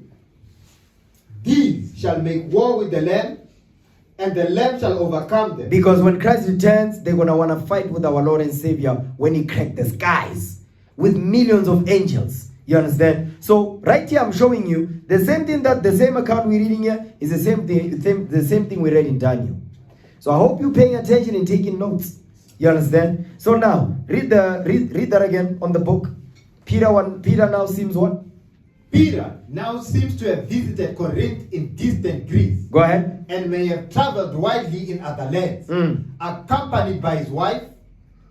If he was not actually at Babylon. If he was not actually at Babylon, meaning ancient Babylon, if he wasn't there, where was he at? Then he was at the mystic Babylon, which is Rome. Then he was at the mystic Babylon, which is Rome. So the scholars, they know this. The scholars know that Rome was mystic Babylon. Meaning what? Mystery Babylon, the great. The scholars know that. The same eagle that was ruling during that time is the same eagle that's ruling today. They just happen to call themselves what? The United States of America. But that's mystic Babylon, which is Rome. We're still being ruled over by the fourth kingdom. Understand that? Okay. Now, give me now 2 Ezra chapter 12, verse 29. Watch this. Because this mystic Babylon, this mystery Babylon the Great, the mother of harlots and the abomination of the earth, they are pushing much evil upon this earth. I'm going to show you the amount of evil that this kingdom is pushing. America, mystic Babylon. Read. Second book of Ezra, chapter 12, verse 29. Watch this. And whereas thou sawest two feathers under the wings passing over. The two feathers is the last two Caesars of Rome that ruled. That's the two feathers. The last two. Go ahead. Passing over the head that is on the right side. Read. It signifieth that these are they. These are what? It signifieth that these are they. Go ahead. Whom the highest has kept unto their end. It signifies that these are they whom the highest has kept unto their end. You understand? Because it's got the EU, you've got America. Go ahead. This is the small kingdom. This is the what? This is the small kingdom. And this is the small kingdom. Go ahead. And full of trouble. They are full of what? And full of trouble. When it says this is a small kingdom and full of trouble, why does it say a small kingdom? Because America is a small kingdom indeed. You understand? Meaning on when it was started. 1776, it's a small kingdom. You understand? And look now, they rule over the whole earth. 1776 until now, but they rule the whole planet right now. That's why it says it's a small kingdom and it's full of trouble. Because they are ruling the whole campus of the earth with much wicked oppression. Read. As thou sawest. In your vision. Come on. And the lion whom thou sawest. The lion whom thou sawest. The lion represents Christ. Go ahead. Whom thou sawest rising up out of the wood. And roaring and speaking to the eagle. The lion comes out of the wood and is roaring, speaking to the what? The eagle. So who is this lion that is roaring? Who's the voice of the lion? The prophets. That's us. We are the voice of the lion because Christ is not down here. We're down here. So we're the voice of the lion. We're speaking to the eagle. Meaning what? We're prophesying against the eagle. We're prophesying that the eagle is going to fall. America is going to fall. Babylon the Great has fallen. Okay, read. And rebuking her for her unrighteousness. And we're rebuking them for their unrighteousness. All the evil they are doing upon this earth. Read. With all the ways which thou hast heard. With all the words which thou hast heard. The words is the word of God. Come on. This is the anointed which the highest hath kept for them. You see, the anointed is talking about what? The prophets. The anointed first and foremost talk about the lion, which is Christ. And we are the anointed. Okay, read. Which the highest has kept for them and for their wickedness unto the end. Because the Lord is going to use Christ. The Most High God is going to send his son Christ to destroy this wicked kingdom, mystic Babylon, which is Rome, America. Go ahead. He shall reprove them and shall upbraid them with their cruelty. Because the Lord is going to destroy them with nuclear fire. Go ahead. For he shall set them before him alive in judgment. Read. And shall rebuke them and correct them. He shall rebuke and correct America, mystic Babylon, which is Rome, America. It's all the same. We're still being ruled over by the fourth kingdom on this earth. Is that it on that? Yes, sir. Go ahead.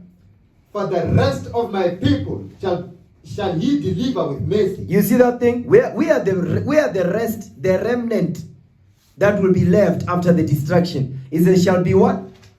For the rest of my people shall be delivered with mercy. So during the destruction, not after, but during the destruction, we are going to be taken up with the chariots. You understand? He says, shall we be delivered with mercy? Because the Lord will show mercy unto Jacob and will yet choose Israel. Read. Those that have been preserved upon my borders. You see that thing? We've been preserved upon what? He says the borders, because we are scattered all over the earth as slaves. Read. And ye shall make them joyful until the coming of the day of judgment. You see that thing? We're going to be joyous. We're going to have joy. Or our king is back and he's black. Okay, is that it on that? No, sir. Go ahead. Whereof I have spoken unto thee from the beginning. Beginning of your vision. Read. Is that it on that? Yes, sir. Okay, all praise to the Most High. All praise. You can take that off the screen now. Okay. Now, give me the book of Revelation now. Give me Deuteronomy 28 verse 68. Because I touched on this last week when we're going over the depths of Satan class. Okay. Deuteronomy 28 verse 68.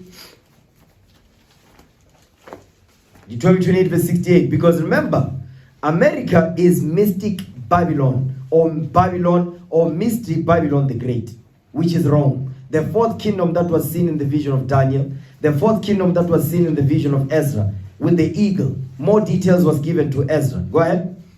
The book of Deuteronomy, chapter 28, verse 68. Read. And the Lord shall bring thee into Egypt again. The Lord will bring us into Egypt again. Egypt is synonymous with slavery. Go ahead. With ships. With what? With ships. Cargo slave ships. Come on. By the way whereof I spake unto thee. Thou shalt see it no more again. We're not going to see our homeland again. The Lord says he will deliver us into slavery by the way of cargo slave ships. And guess what? Instead of goods being on the ships, the goods will be us, which we will be the cargo. So the cargo on the ships was us. Read.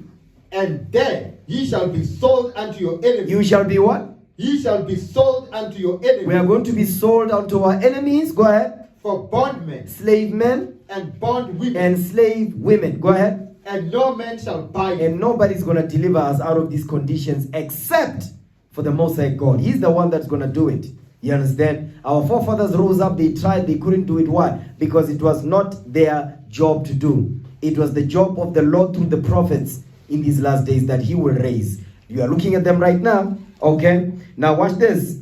Give me now Revelation chapter 11 verse 8. Because what you need to understand is that, yes, we were delivered into captivity. We are in the lands of our captivities right now. We are in South Africa. We are in the diaspora, as an example, right? Okay? Now read that. Revelation 11 verse 8. The book of Revelation, chapter 11, verse 8. Go ahead. Because remember, what we read, what Moses prophesied, because Moses is prophesying in Deuteronomy 28. I know some of you missed it. Go back. Read again. Deuteronomy 28 verse 68. The book of Deuteronomy, chapter 28, verse 68. Listen good. Come on. And the Lord shall bring thee into Egypt again. The Lord will bring you into Egypt again. We just came out of Egypt. We walked. So obviously, he's not talking about ancient Egypt. Okay, go ahead. He's talking about what? Spiritual Egypt. This Egypt here is not ancient Egypt, because we are in the wilderness during this time, in Deuteronomy 28. So we just came out of Egypt being delivered from Pharaoh. Go ahead. With ships. With ships. So this captivity, this Egypt that we're going to go to, we're going to be delivered by ships. Because the ancient Egypts, we walked when we came into Egypt. Here he's telling us, you're going to go into spiritual Egypt by ships. Read. By the way whereof I spake unto thee. The way Moses said it was going to happen, that's exactly how it took place. Go ahead. Thou shalt see it no more again. We're not going to see our homeland ever again. Go ahead. And then, once we get off the slave ships, what's going to happen? Ye shall be sold. We are going to be sold. Go ahead. Unto your enemies. Unto our enemies. For bondmen. Slave men, our forefathers. Read. And bondwomen. Our foremothers. Go ahead. And no man shall buy you. So Moses is prophesying about spiritual Egypt here. This is not ancient Egypt. It's spiritual Egypt. Go ahead. Now go back to Revelation now, 11 verse 8. Come on. The book of Revelation, chapter 11, verse 8. Read. And their dead bodies shall lie in the street of the great city. Their dead bodies shall lie in the streets of the great city. Okay, let's talk about Judah and Israel. The 12 tribes of Israel. It says, we shall lie in the streets of the great city. What is this great city called? Go back to Revelation 14 verse 8. Because I know some of you forgot. I told you, take good notes. Okay, come on. The book of Revelation, chapter 14, verse 8. Read. And there followed another angel, saying, Babylon is fallen. Babylon is fallen. Come on. Is fallen. That great city. That what? That great city. So what is the name of the great city called? Babylon the Great. Go back. Revelation chapter 11 verse 8. One more again. The book of Revelation, chapter 11, verse 8. Read. And their dead bodies shall lie in the streets of the great city. You see that in the street of the great city, which is called what? Which is spiritual, which... No, stop. What is the name of the great city? What is the name of the great city? Babylon the Great. Babylon the Great. All praises. Read again, verse 8. The book of Revelation, chapter 11, verse 8. Go ahead. And their dead bodies shall lie in the street of the great city. The great city is Babylon the Great. Mystic Babylon, which is Rome, America. Read. Which spiritually... Which what? Which spiritually... Which spiritually, which metaphorically means is what? Is called Sodom. Is called what? Is called Sodom. Is called Sodom. So America is called spiritual Sodom. America is spiritual Sodom. Go ahead, meaning what? They are pushing, meaning homosexuality is rampant in that land. Read. And Egypt. And what? And Egypt. So America is called spiritual Sodom and spiritual Egypt because what? We are slaves under America now. Read. Where also our Lord was crucified. Because our Lord was crucified where? Jerusalem, right? But Jerusalem is a people before it's a place. Because the people of Jerusalem, where are they at? Babylon the Great in captivity. In actual Babylon and all the lands that Babylon is ruling over. You need to be able to explain this. You understand? Okay, so now, watch this. So, why is it called Sodom? Because what America does is that it studies the empires that came before it. Because in order for America to destroy those empires that came before it, what did America have to do? To study them. Remember, America and Rome is used interchangeably. The kingdom, the empires that came before Rome, what did Rome do to them? It destroyed them. It stamped upon them. The kingdoms that came before America, what did America do to them? It's the three kings we read about. Spain, France, and what? Britain. You understand? So now, so much so that now Britain, which is the EU, supports them. How crazy is that? Because the Mosai is making them do it. Because if it was up to them, they wouldn't do it. No. The Mosai is making them support America until the time when they will not support America anymore. So the Lord is making them do it. We just read it in Daniel, it's prophesied. The Lord is going to make them do it, and they are doing it. They think they are doing it out of their own accord because they decided to be peaceful. No, the Lord is making them do it, and they are doing it until they will not anymore. You understand that? Yes, sir. Okay, now watch this. Give me the book of Genesis. I'm going to show you something. Why is it called Sodom? Why is America called spiritual Sodom? Because America, they study all the ancient empires. They learn their mistakes and they learn their strength. They say, we're not going to repeat that, we're not going to repeat that. But they also take what? The sins that made that control the people that they ruled over. They had to find a way to control the masses. So they also study ancient empires on how they control the masses. You understand? Through idolatry. That's how it's done. Idolatry. Worshipping of idols. The breaking of the first commandment. Okay? Genesis chapter 19. No, Genesis 18 verse 20. The book of Genesis chapter 18 verse 20. Go ahead. And the Lord said, because the cry of Sodom and Gomorrah is great. The what? Because the cry of Sodom and Gomorrah is great. The cry of Sodom and Gomorrah is great. Sodom and Gomorrah, Pella, is 2 of the 5 cities. Sodom and Gomorrah was the capital. It's 2 of the 5 cities when you read Genesis. You understand? Chapter 1. Is it 14? Okay. Genesis 10, I think. Now, I'm not going to read it, but yeah. Yeah, it's in Genesis 10. Okay, come on. And 18 verse 20.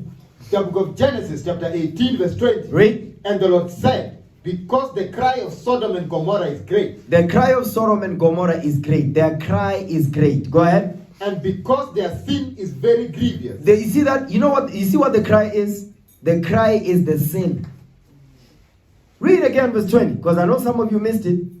Read. The book of Genesis, chapter 18, verse 20. Go ahead. And the Lord said, because the cry of Sodom and Gomorrah is great. Because the cry of Sodom and Gomorrah is great. This is the Lord speaking to our forefather Abraham here. Read. And because their sin is very grievous. Their sin is very grievous. So the cry is the sin of Sodom and Gomorrah. You understand? Go ahead. And the men turned their faces from thence. Apologies, sir. The book of Genesis, chapter 18, verse 21. Read. I will go down now and see whether they have done altogether according to the cry of it, Read. which is come unto me, and if not, I will know. So now the Lord says, I'm going to judge Sodom and Gomorrah. You understand? The Lord says he's going to judge them. Go ahead. And the men turned their faces from thence and went toward Sodom. They went towards Sodom. Read. But Abraham stood yet before the Lord. So our forefather Abraham we stood before the Lord to what? To pray for them. To pray for our people that were in those cities, Sodom and Gomorrah, that the Lord may spare them. That's why when you read it, our forefather Abraham is negotiating. What is he doing? He's pleading for them, that the Lord may spare them. If there's righteous in there, if the righteous are in there, that they may be spared from the judgment that's coming. You understand? Jump down to verse 20. Yeah, keep reading. And Abraham drew near and said, Wilt thou also destroy the righteous with the wicked? You see what he's asking? Are you going to destroy the righteous with the wicked in Sodom and Gomorrah? Go ahead. Peradventure, there be 50 righteous within the city. He says, if there's 50 righteous men and women in the city, go ahead. Wilt thou also destroy and not spare the place for the 50 righteous that He are said, in? you see what he's saying? He says, are you going to destroy the place because of the 50 righteous that are in there? And he says, are you not going to spare the place because of the 50 righteous? Read. That be far from thee to do after this manner. Go ahead. To slay the righteous with the wicked. He says, don't slay the righteous with the wicked. Go ahead. That the righteous should be as the wicked. The righteous should be as the wicked. Go ahead. That be far from thee. Shall not the judge of all the earth do right? You see that thing? So he's asking, shall not the judge of all the earth do right according to this? Read. And the Lord said, if I find in Sodom 50 righteous within the city, then will I spare all the place for their sake. You see that? He says, I'm going to spare all the city for their sake, if I find. Read. And Abraham answered and said, behold now, I have taken upon me to speak unto the Lord. What verse you in? Verse 27 says. Go ahead. The book of Genesis chapter 18 verse 27. Read. And Abraham answered and said, behold now, I have taken upon me to speak unto the Lord. Read. Which am but dust and ashes. He says, I'm but dust and ashes. Meaning what? I'm created out of the ground like Adam was. Read. Peradventure, they shall lack 5 of the 50 righteous. Meaning what? 45 now. Go ahead. Wilt thou destroy all the city for lack of 5? You see that? He says, are you going to destroy all the city for lack of 5? That's what he's saying. Jump down to verse 32. The book of Genesis chapter 18 verse 32. Go ahead. And he said, oh, let not the Lord be angry. I will speak yet but this once. Read. Peradventure, 10 shall be found there. If there's 10 left in the city, are you going to destroy all the city? Go ahead. And he said, I will not destroy it for 10's sake. He says, I'm not going to destroy it for 10's sake. Go ahead. And the Lord went his way as soon as he had left communing with Abraham. Read. And Abraham returned unto his place. So now, what we just saw, Abraham, what is he doing? Give me 2 Ezra 7 verse 36. This is what our forefather Abraham was doing. Our forefather Abraham was a righteous man. He was pleading with the Lord for the people. That is the same thing that we're doing. When we teach the laws of God, teach God's commandments, we're doing the same thing that our forefather Abraham was doing with the Lord. Pleading for the people. Pacifying the wrath of the Lord over the people. That spare thy people, O Lord. Don't destroy them. You understand? Read. Second book of Ezra, chapter 7, verse 36. Go ahead. Then said I, Abraham prayed first for the Sodomites. You see that? That's what we just read. Abraham did what? Abraham prayed first for the Sodomites. He says Abraham prayed first for the Sodomites. Go ahead. And Moses for the fathers that sinned in the wilderness. You see that? And Moses prayed for us in the wilderness. So the same thing that our forefather Abraham did is the same thing that Moses did. Guess what? It's the same thing that we are doing today. Before the Lord, because remember, we are in spiritual Sodom. How was Sodom destroyed? With fire and brimstone. How is mystic Sodom going to be destroyed? How is spiritual Sodom going to be destroyed? With fire and brimstone. It's the same thing. The same thing that our forefather Abraham was doing back then, we're doing the same thing today. You understand? Sparing the people from being destroyed by fire and brimstone. Understand that? Okay, give me the book now. Genesis chapter 19 verse 1. The book of Genesis chapter 19 verse 1. Read. And they came to angels to Sodom and Eden. Go ahead. And Lot sat in the gate of Sodom. And Lot, seeing them, rose up to meet them. And he bowed himself with his face toward the ground. So you've got angels now at Sodom and Gomorrah. They are going to fulfill the Lord's, they're going to fulfill the joy of the Lord. Yeah, that's what they're doing. The angels, when they went to Sodom and Gomorrah to fulfill the joy of the Lord, to bring judgment, death and destruction. Go ahead. And he said, Behold now, Lord, turn in, I pray you, into your servant's house. Read. And tarry all night, and wash your feet, and ye shall rise up early, and go on your ways. Read. And they said, Nay. What verse you in? Verse 2 said. Go ahead. And they said, Nay, but we will abide in the street all night. He says, we're going to be in the street all night. We don't want to come into the house. Okay, go ahead. And he pressed upon them greatly. He pressed upon them and he's like, listen, come into the house. You don't know what the hell going on in this place. This place is evil and demonic. That's the same thing today. Go ahead. And they turned in unto him, and entered into his house. And he made them a feast, and did bake unleavened bread. And they did eat. Go ahead. Verse 4 now. Come on. But before they lay down, the men of the city, even the men of Sodom, You see that the men of the city, meaning the men of Sodom, what did they do now? compassed the house around. They surrounded the house. They surrounded the house of our forefather Lot. Read. Both old and young. Old and young. Guess what? You're going to see what it means when it says old and young. Old and young goes into older people, the adults and the children. They were all in the spirit of what? Sodom and Gomorrah. The spirit of sodomy. The sodomite spirit.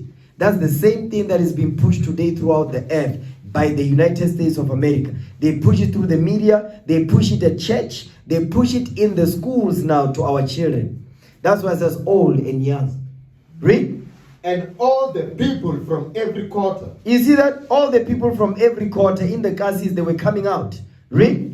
And they called unto Lot, and said unto him, Where are the men which came in to thee this night? They saw the angels. Where are they? We saw these men coming into your house. Where are they? Read. Bring them unto us, Bring those men unto us. that we may know them. You see how evil they are? Bring the angels that we may have sex with them. That's what they are saying. That's how vile the spirit of Sodom is. It's evil and demonic.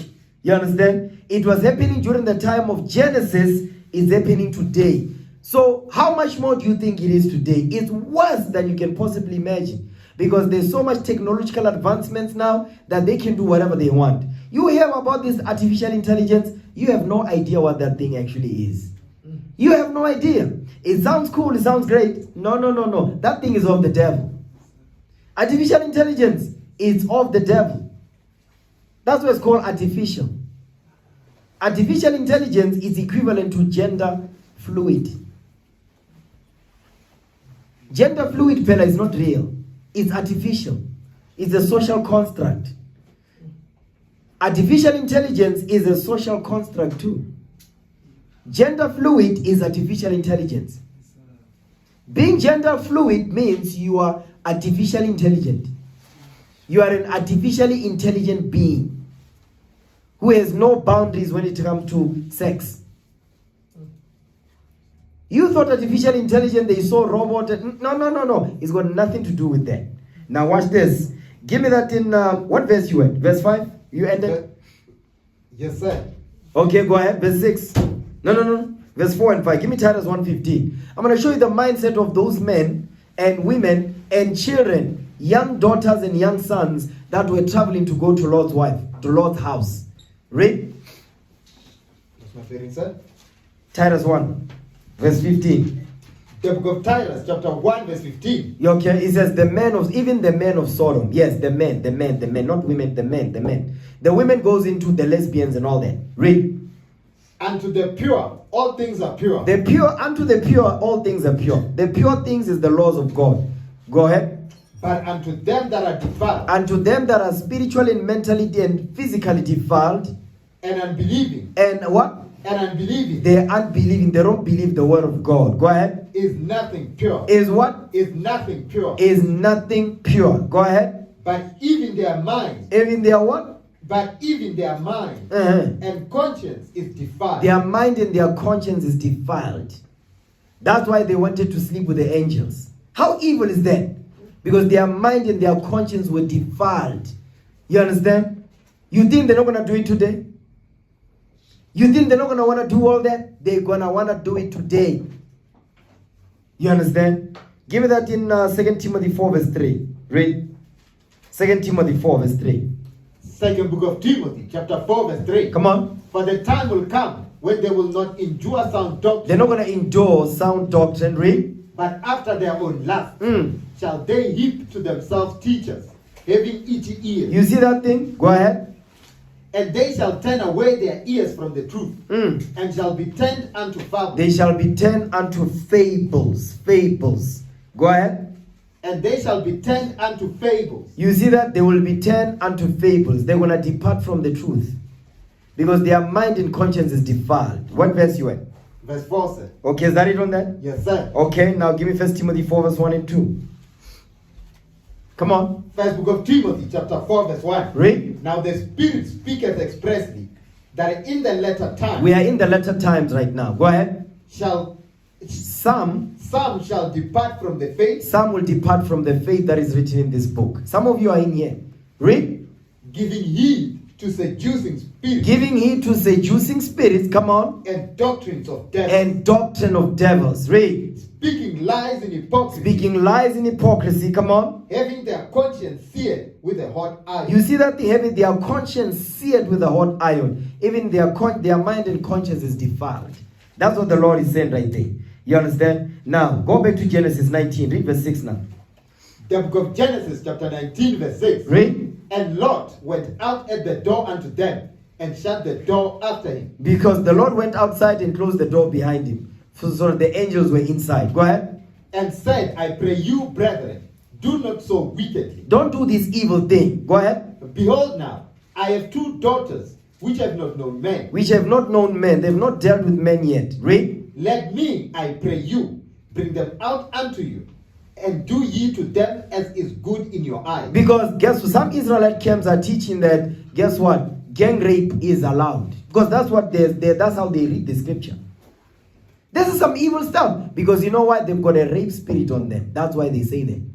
Lord is saying, these are women in the house.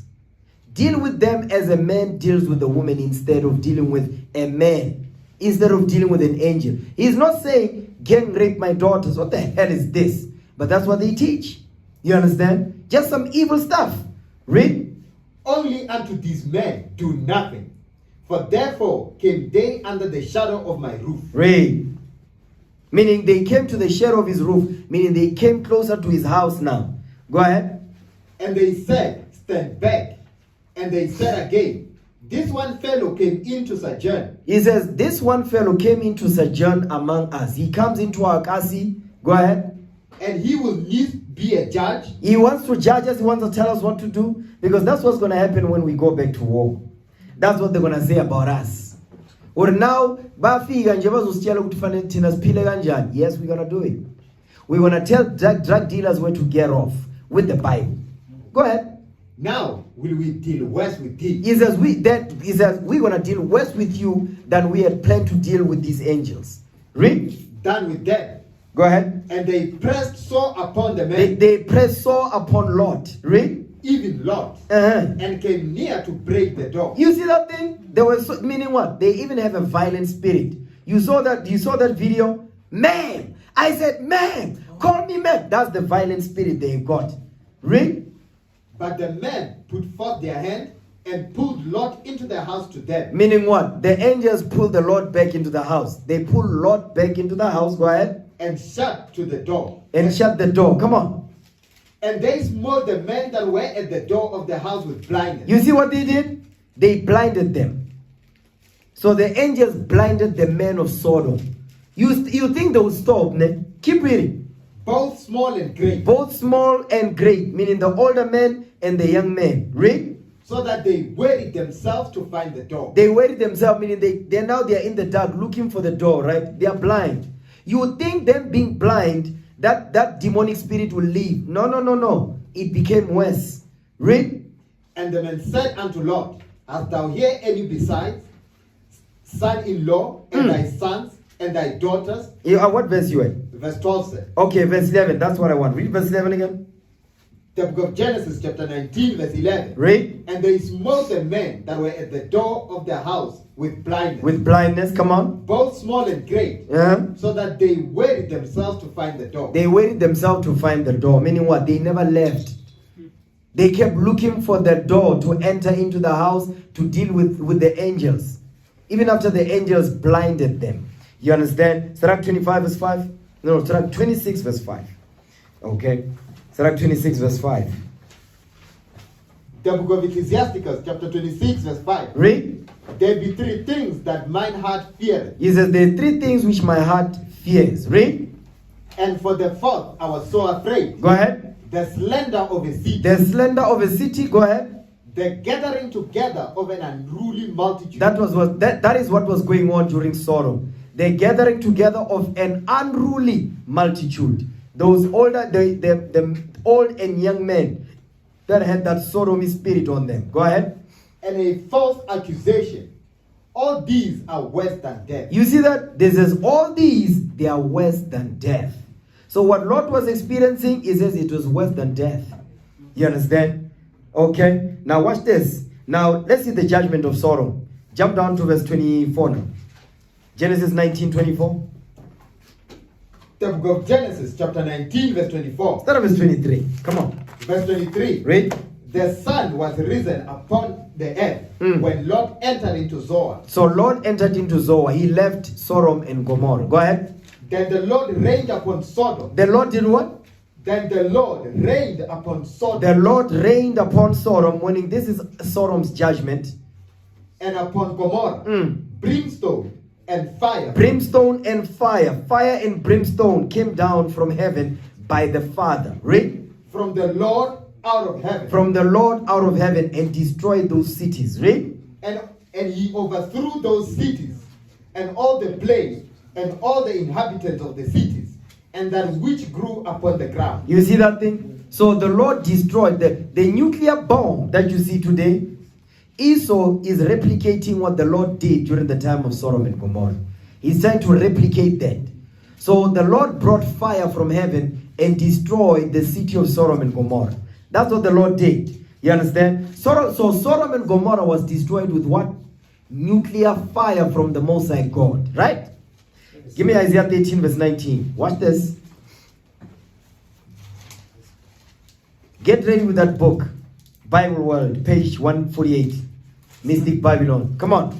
The book of Isaiah, chapter 13, verse 19. Watch this. And Babylon. And what? And Babylon. Remember, Sodom, how was it destroyed? Sodom and Gomorrah? Fire and brimstone, right? Watch this. Read that again. Verse 19. The book of Isaiah, chapter 13, verse 19. Watch this. Go ahead. And Babylon. And Babylon. Read. The glory of kingdom. The what? The glory of kingdom. Babylon, the glory of kingdoms. Meaning what? The greatest kingdom on earth. Read. The beauty of the Chaldees excellency. The beauty of the Chaldees excellency. Meaning they were the top echelon. Read. Shall be as when God overthrew Sodom and Gomorrah. Stop. How was Babylon, ancient Babylon, destroyed? Not with fire and brimstone. Ancient Babylon of Nebuchadnezzar was not destroyed with fire and brimstone. Isaiah is prophesying about what? Mystic Babylon. Yes, sir. Babylon the Great. That's what he's prophesying about here. So, because remember, Isaiah was during what time period? The time of the kings, right? Yes, sir. Hezekiah. Right? Yes, sir. And who was the empire that had already taken over Northern Kingdom? If you know the answer, stand up, answer the question. Shalom. Shalom, sir. Oh, praise. Oh, praise, sir.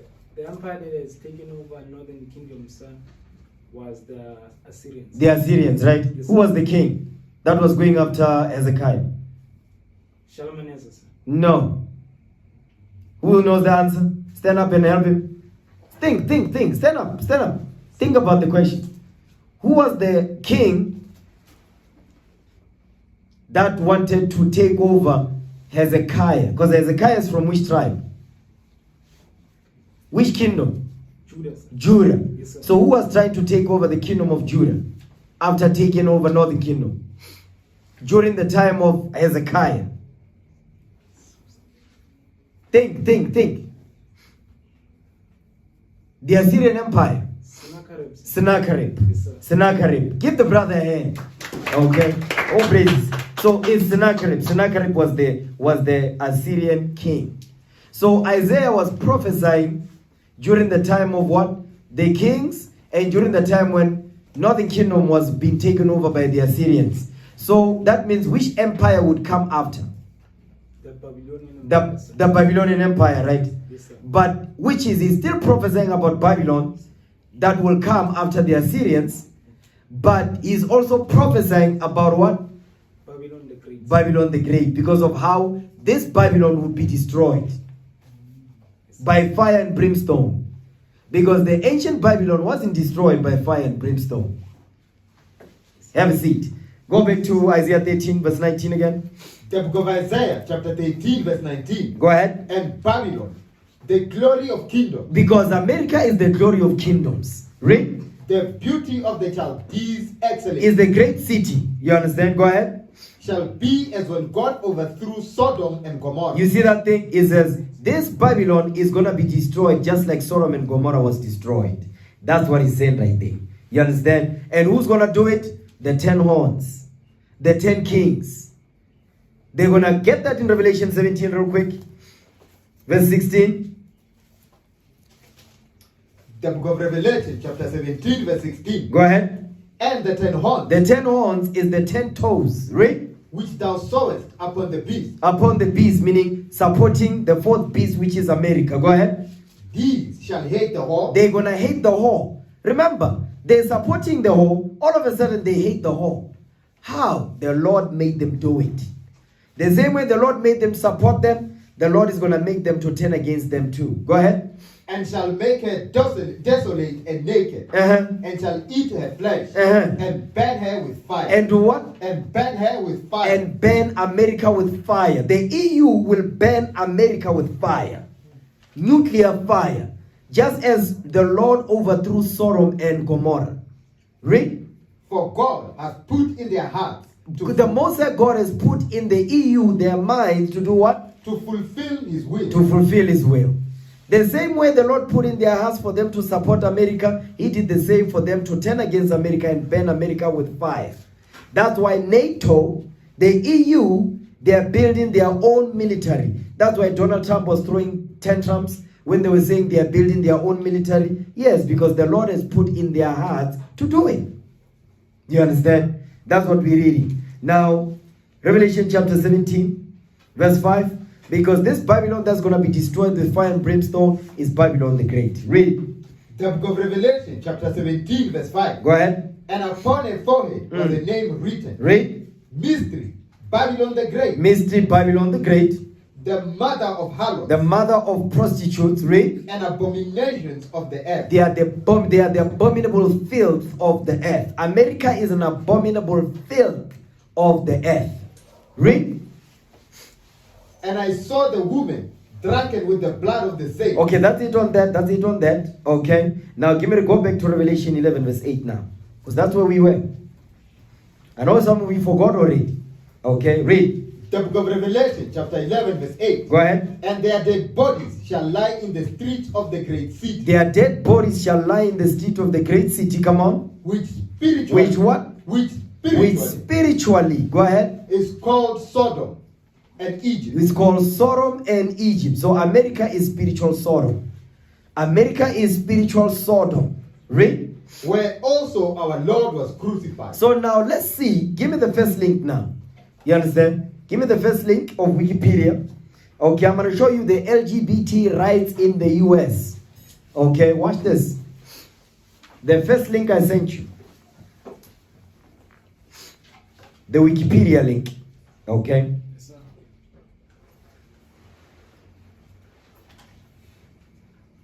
Yeah, but why are you doing it while the people are watching? Okay? Okay, blow it up big. We need to see this thing. Now I want you to read that. Okay? Yep, the title. Read that. Reading from Wikipedia.com. LGBT rights in the United States. LGBT rights in the United States. Now go down. Start there when it says lesbian. Lesbian, gay, bisexual, and transgender rights in the United States rank among the highest in the world. You see that? They rank among the highest in the world. That's why it says America is called spiritual Sodom. Because their sodomy, right, the rights of sodomy, they outrank all nations on earth. That's why America is called spiritual Sodom. And America pushes homosexuality throughout the earth. They push homosexuality on the continent of Africa where we are. And South Africa was the third country on the continent to legalize same-sex relations. Okay? Read. With public opinion and jurisprudence changing significantly since the late 1980s. Since the late 1980s, go ahead. By the early 2020s, an overwhelming 2020, Pena, that's now. Read. An overwhelming majority of Americans approved of the legality of same-sex marriage. Because Obama helped that thing. Obama helped it, Peg. About Obama, when he came into office, he pushed the rights of the LGBTs. He made them come to pass. Remember, Obama is a Hamite. You understand? Obama is a Hamite. So it's no surprise that he would push that. You understand? Read. In 1961, the beginning with Illinois, states began to decriminalize same-sex sexual activity. You see that they began to decriminalize it because it was a criminal offense. Go ahead. And in 2003, through Lawrence v. Texas, all remaining laws against same-sex sexual activity were invalidated. Were invalidated, meaning what? They now could do it. Go ahead. In 2004, beginning with Massachusetts, go ahead. States began to offer same-sex marriage, and in 2015, through Obergefell v. Hodges, all states were required to offer it. You see that they were required by law to offer it, right? Because same-sex marriage is not a marriage. Marriage is between men and women. So that's not a marriage. It's just a relation. It's a same-sex relation, not same-sex marriage, because marriage is made up of men and women. Right? In many states and municipalities, LGBT Americans were explicitly protected from discrimination in employment, housing, and access to public accommodation. You see that? That's why you hear brothers and sisters in the entertainment world saying they pretended to be gay just so they can be able to get some kind of, they can get high up in the world, something like that. You've heard many stories about that, right? Yeah. Okay, that's it on that. Now give me the next article.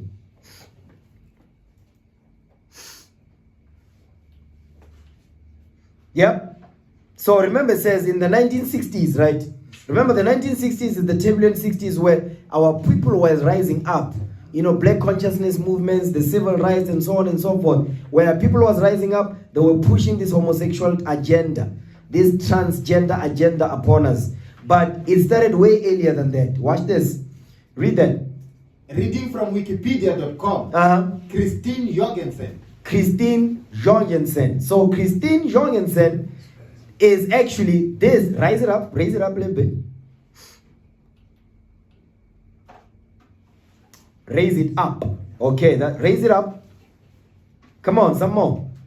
Up. Stop right there. That's a man. You see, they were confused. That's a man. I mean, look, me when I was doing my research, I looked at it immediately. I'm like, that's a man right there. Look at the face. Look at the bone structure. That's a man. You understand? Look at the fingers. That's a man. That's a man right there. Okay. Now, read that. Just read that the first line. Christine Jorgensen, May 30, 1926 to May 3rd, 1989, was an American trans woman. You see that? Was an American trans woman. You see what year was this? 1926. Go ahead. Who was the first person to become widely known in the United States for having sex reassignment surgery. So he became a Decepticon. Transformers. You understand? So go ahead. She had No, that's not a she, that's a he. That's a man. We're not going to enable this behavior. That's a man. He what? He, You see, he's even confused. He a what? It's a he. That's a man. he had a successful career as an actress, As an actor. singer, and recording artist. So what you want to notice is that these people, when you read about them, they start to give you their qualifications first. Because they want to confuse, even though they are such and such, they were able to accomplish 1, 2, 3. So they want you to focus on their quote-unquote accomplishments. No, don't focus on that. That's all I wanted there. Okay, next article. Okay, come on. Now, read that. Reading from Wikipedia.com, Martin Rothblatt. So, this is a man. I know you're confused. That's a man. That right there, that's a man. You understand? That is a man. See, brothers and sisters are lost. That's a man right there. This is how deep America's transgender agenda goes. Look how deep it goes. Some of you are confused that that's a man. Look at him. You see, everybody done call, even the sisters are confused. Okay, now read that part. Read that. Martin Aliana Rothblatt. Because his name is Martin. So he changed the name Martin. So that it sounds like it's a woman. No, that's a man. Martin. Okay, go ahead. Born October 10, 1954, is an American lawyer, author, entrepreneur, and transgender rights advocate. You see that? And transgender rights advocate. So they have to mention that. Now scroll down, scroll up, move up. Brothers, are we ready? Are we ready to switch? Yes, sir. Okay, let's switch now. Okay, scroll up. I need you to scroll up. Yes, sir. Will this still be on? Yes, sir. This. Okay, keep going. Early life and education. Now read that. Early life and education. Early life and education of Martin. Rothblatt was born 1954 into a Jewish family in Chicago. So he's Amalek. He's Amalek, okay? So personal life. Is his personal life. In 1982, Rothblatt married Bina Aspen. This is a black woman, a realtor from Campton, California. Okay? Yep. Rothblatt and Aspen each had a child from previous relationship and legally adopted each other's children. They went on to have 2 more children together. In 1994, at age 40, she came out as a transgender. This is a man, 40 years old. He came out and changed his name to Martin Aliana Rothblatt. He has since become a vocal advocate for transgender rights. Okay, next article.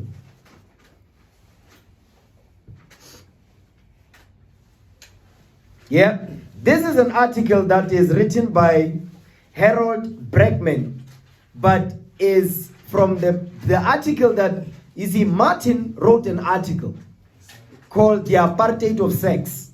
Okay? Yes, he compares the apartheid that we went through to being discriminated as a transgender. You can't make it up. You understand? The apartheid that we went through here in Mzanzi for sure. You can't make this up. Okay? Now, I want you to read that. Martin Rothblatt, The Apartheid of Sex, 15 years later. So, 15 years later, okay, he wrote this in 2009, this article. But the only thing that I want you to focus on is the the codes. Okay? The text highlighted in bold. Yeah, that's the one I want. So read that. Martin and me. Martin and me, Uh-huh. our efforts to simplify reality, cheat others and cheat ourselves. It says our efforts to simplify reality. When it says simplify reality, you know what he's talking about? Male and female. He says that's our effort to simplify reality. It's simple already. It's already simple. Male and female made he them. But he says we are making an effort to simplify reality. But when they are making an effort to complicate reality, read that again. Our efforts to simplify reality, cheat others. He says that cheats others and cheat ourselves. meaning from their sexual deviancy.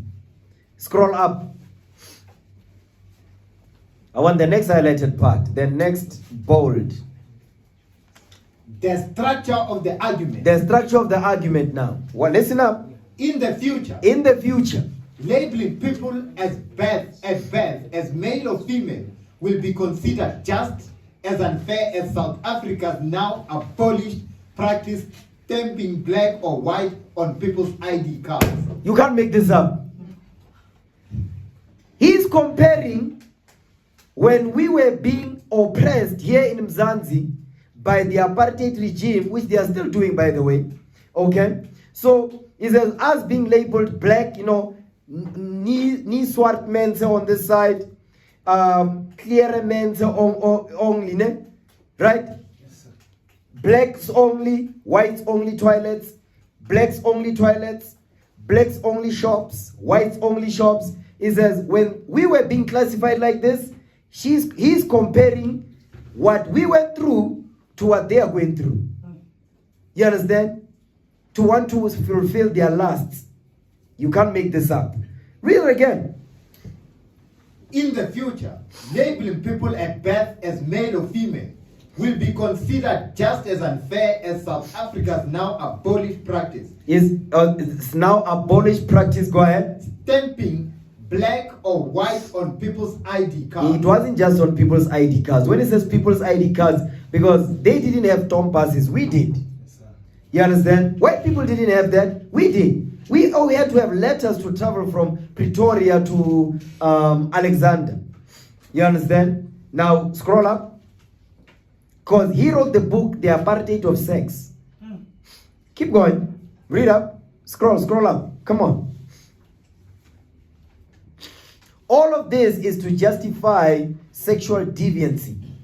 Okay? Read that. The 1990s context. For most people, society's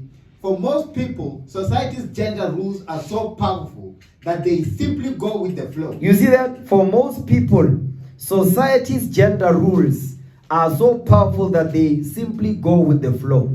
Meaning, the people are going with the flow of reality. Male and female made he them. Because how were they born?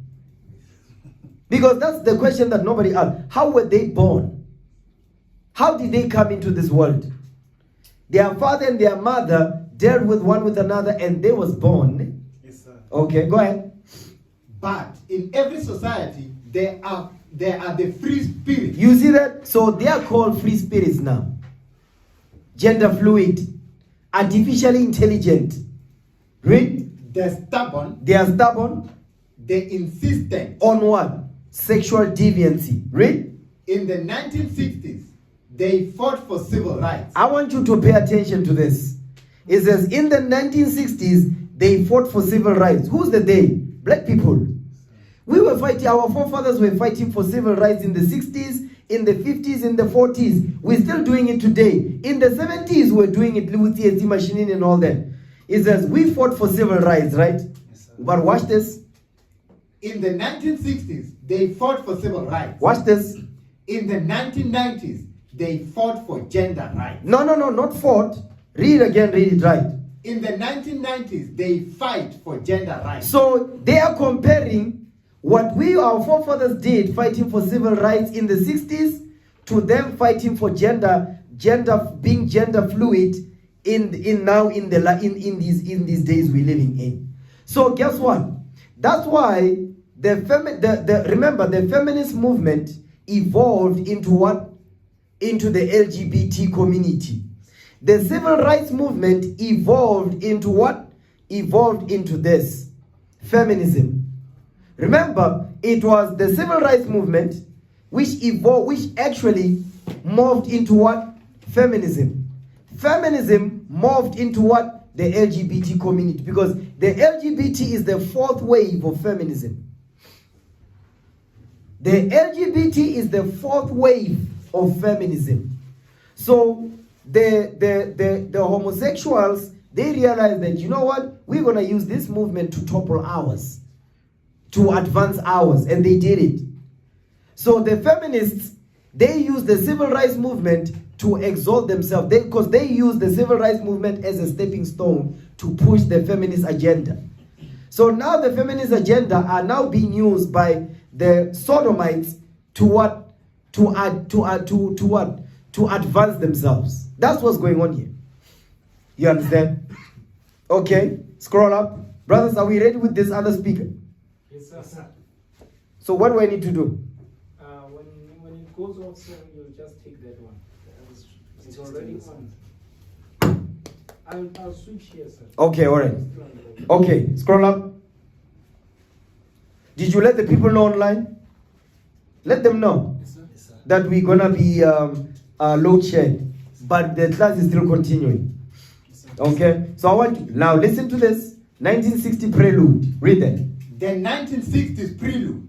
The apartheid of sex is every bit as harmful. It says the apartheid of sex is every bit as harmful. So they are comparing, they say the apartheid of sex is harmful just like what? Painful and oppressive as the apartheid of race. So they are saying the pain that we went through during apartheid and we're still going through is the same pain that they are going through to fulfill their sexual lusts and desires. You cannot make this up.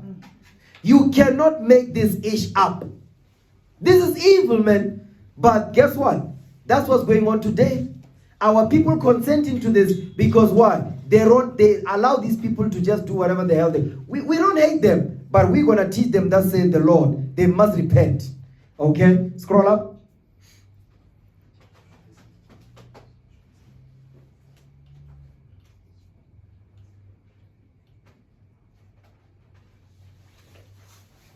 Yep, that's it right there. Read that. The pre-1860s background. Now, pay attention here. Pay close attention. Read it. The feminist insistence upon seeing... Didn't want to be labeled again. Or no, that woman is an engineer. A woman engineer. Women in tech. They don't like that. They say, just say, we are in tech. That's what they say. So the feminists, they were fighting because they were saying, no, we want to be equal with men, right? And the feminist movement, Pella, it was actually, the reason why the feminist movement was successful was because of the black woman. The black woman joined the white woman in her problems with her white man. When the white woman got what she wanted, the black woman was left by herself, independent and alone. While the white woman had her man back and married to him and support him. While the black woman is alone, fragile, you understand? That's what's going on today. That's what you see with our sisters. Okay, read again. The feminist insistence upon seeing individuals as individuals. It says you must see individuals as individuals. Don't say women, don't say men. That's the feminist, right? Go ahead. Regardless of sexual biology. Meaning men. Because the feminist agenda was they wanted to be equal to men, which they can't. Read. Can now be carried to the next logical step. Stop. What is the next logical step in feminism? Keep reading. Individuals are individuals, not sex types. Homosexuality. That's the next phase of feminism. Because we had a class, I think it was Shameless Daughters of Zion, Feminism. We went over there. But you see here, they are telling you very clearly The feminist insistence upon seeing individuals as individuals, regardless of sexual biology, can now be carried to the next logical step. The next logical step of feminism was what? The LGBTQ community. So LGBT is the fourth wave of feminism. Understand that thing. Okay? Not sex types. Because sex types, you know what that means? Male and female. That's sex types. Meaning what? Is gender fluid? We're confused. I am in it now. You understand? Okay, all praises. Now, read that again. Pre-1860s. The pre-1860s Go ahead. background. The feminist insistence upon seeing individuals as individuals, regardless of sexual biology, can now be carried to the next logical step. Individuals are individuals, not sex types. It says individuals are individuals, not sex types. Okay, so the next logical step in because the feminists are actually upset because the LGBT has hijacked their movement. They say payback is a what? Scroll up. Scroll up, come on. Yep, now read that. Watch this. Between past and future. Between past and future. Because remember, this is excerpts from the book that was written by Martin. Okay, read. Sexual orientation in the third millennium Is a sexual orientation in the third millennium. Read. will evolve to what a unisexual model because male or female sex types will fade away. That's it. Now, that's the next logical step from feminism. So, from feminism, this is the next logical step. Okay? Read it again so we understand what's going on here. Come on. Sexual orientation in the third millennium will evolve to what a unisexual model because male or female sex types will fade away. It says male or female sex types will fade away. That's what's going on now. What is this talking about? Gender, being gender fluid. Gender fluidism. Go ahead. I just made a word up. Gender fluidism. Read. Persons of any genitals Persons of any genitals will feel free to identify themselves as olive. Stop. There's a persons of any sexual organs will be free to identify themselves as what? As olive, As olive. magenta, That these are colors. Olive, magenta. Go ahead. coral, Coral, ebony, and ivory. Go ahead. or white, Or white. or as femi, As femi, batch, butch. butch, tough, tender, or trans. Meaning what? They can choose whatever name they want to attach to themselves. He says your reproductive organ don't mean nothing. Your body structure don't mean nothing. The body parts that the Lord has given you to define you as a man or a female, he says those they go away. They don't count. That's artificial intelligence, brothers and sisters. Brothers and sisters, artificial intelligence, we're reading about it right here. Okay? Why am I seeing this now? I'm not seeing properly. This needs to be blown up so I can see. Okay? So, Liam, do you see the article? Yes, sir. Okay. Read. With this continuum of sexual possibilities, You see that with this continuum of sexual possibilities. You see what this is about? This is about fornication, sexual sins. Because they are telling you what the LGBTQ is all about. Sexual deviancy, sexual possibilities. They didn't say gender possibilities. They said sexual possibilities because it's all about sex. Read that part again.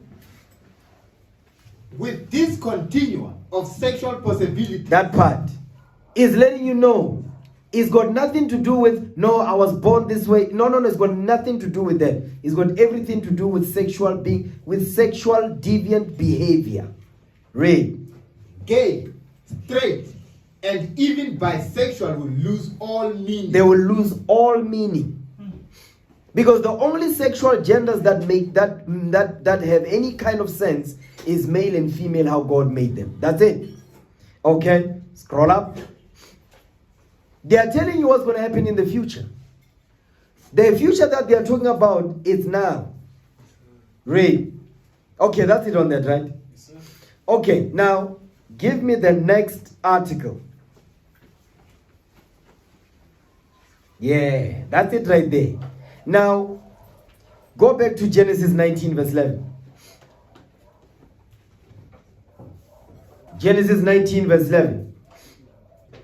Okay, come on. The book of Genesis, chapter 19, verse 11. Read. And they smote the men that were at the door of the house with blindness, This is now the men of Sodom. Okay, go ahead. both small and great. Both small and great, meaning men and children. Read. So that they wearied themselves to find the door.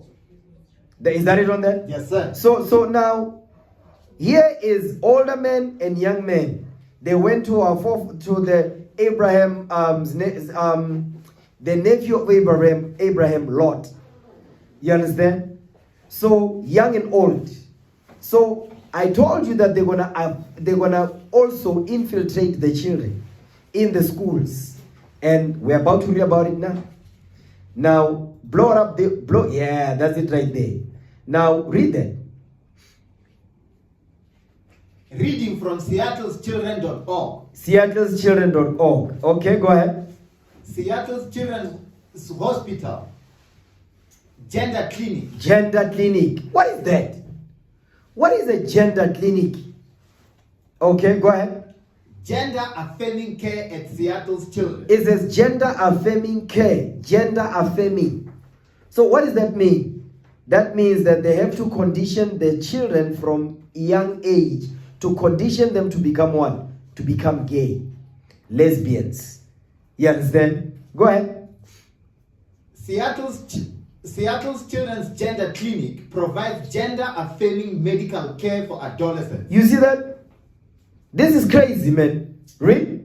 whose gender identity is different from their sex at birth. You can't make this up. It says their identity, their gender identity, because there's gender identity and actual identity. Actual gender. Gender identity and actual gender.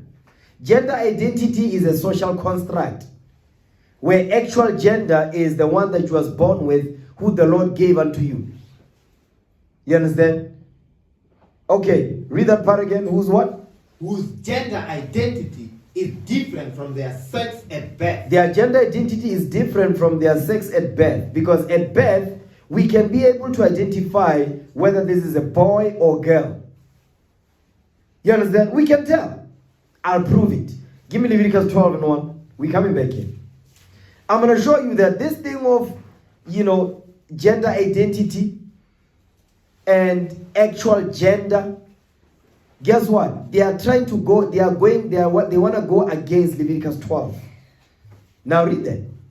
The book of Leviticus, chapter 12, verse 1. Watch this. And the Lord spake unto Moses, saying, Read. Speak unto the children of Israel, saying, If a woman have conceived seed. If a woman does what? If a woman have conceived seed. If a woman conceives a seed is a sperm of a man. Read. And born a man child. And does what? And born a man child. So at birth, they will know what type of, what's the gender of the child.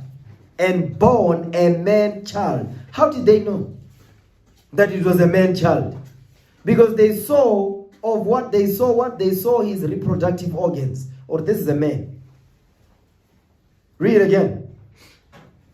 Speak, the book of Leviticus, chapter 12, verse 2. Go ahead. Speak unto the children of Israel, saying, If a woman have conceived seed, and born a man child. And born a man child. Read. Then she shall be unclean 7 days. Go ahead. According to the days of the separation of the infirmity shall she be unclean. Read. And in the 8th day. In the what? And in the 8th day. To confirm furthermore that this is a man. What's going to happen on the 8th day after this child is born, who is a man? Read. The flesh of his foreskin shall be circumcised. You see that? the flesh of his foreskin shall be circumcised. So they circumcised the flesh of his foreskin on his penis. That's what we're reading in Leviticus 12. That's how we know that at birth, that's your actual gender. This gender identity is artificial intelligence. You understand? It's not biblical. So they are doing, they are moving. Is he not moving? Is he not going? He's supposed to be going, Ben. Call the brothers. Read again. The book of Leviticus, chapter 12, verse 3. Go ahead. And in the 8th day, the flesh of his foreskin shall be circumcised. The flesh of his foreskin shall be circumcised. Letting you know this is a boy. Go ahead. And she shall then continue in the blood of a purifying 3 and 30 days. Okay, go ahead. And she shall touch no hallowed thing, nor come into the sanctuary until the days of her purifying be fulfilled. Read. But if she bear a male child, Stop right there. If she gives birth to a girl, how is she going to know? Because what we're reading, the Lord is telling us how we identified that this is a boy, that this is a girl, based on what? Based on their sexual reproductive organs. Read. but if she bear a male child, But if she bear a male child, she gives birth to a girl. Go ahead. then she shall be unclean 2 weeks, and in her separation she shall continue in the blood of a purifying 66 days. Read it again. The book of Leviticus, chapter 12, verse 5. But if she bear a male child, then she shall be unclean 2 weeks, as in her separation, and she shall continue in the blood of a purifying 66 days. Okay, so are we good online? Yes, sir. Okay, read it again. The book of Leviticus, chapter 12, verse 5. Go ahead. But if she bear a male child, then she shall be unclean 2 weeks, as in her separation, and she shall continue in the blood of a purifying 66 days. So guess what? We were able to identify that this is a boy at birth. We're able to identify that this is a girl at birth. So this thing of sexual identity is what? It's artificial intelligence. That's what it is. You understand? That's what it is. Artificial intelligence. Don't be confused. They talk about algorithms and they just be confusing you. They are talking about this. Artificial intelligence goes back to this garbage that we're reading right now. You understand? So go back to the article now. Seattle's Children's Gender Clinic provides gender-affirming medical care. Gender-affirming medical care is talking about what? Injection of hormones into children. That's gender. That's a gender-affirming medical care. They are talking about that. Read. Whose gender identity is different from their sex at birth. So it's letting you know this is a sickness. And children cannot out of nowhere say, me, I'm like this. No, it's pushed onto them by the parents. Look at the son, Zion. The Zion. That's, we're not gonna, no, Zion. That's his name. His name. That his mother gave. The son of Dwayne Wade. The husband of Gabriel Union. You understand? They are pushing evil to that boy. So much so that now the boy believes that he's a girl.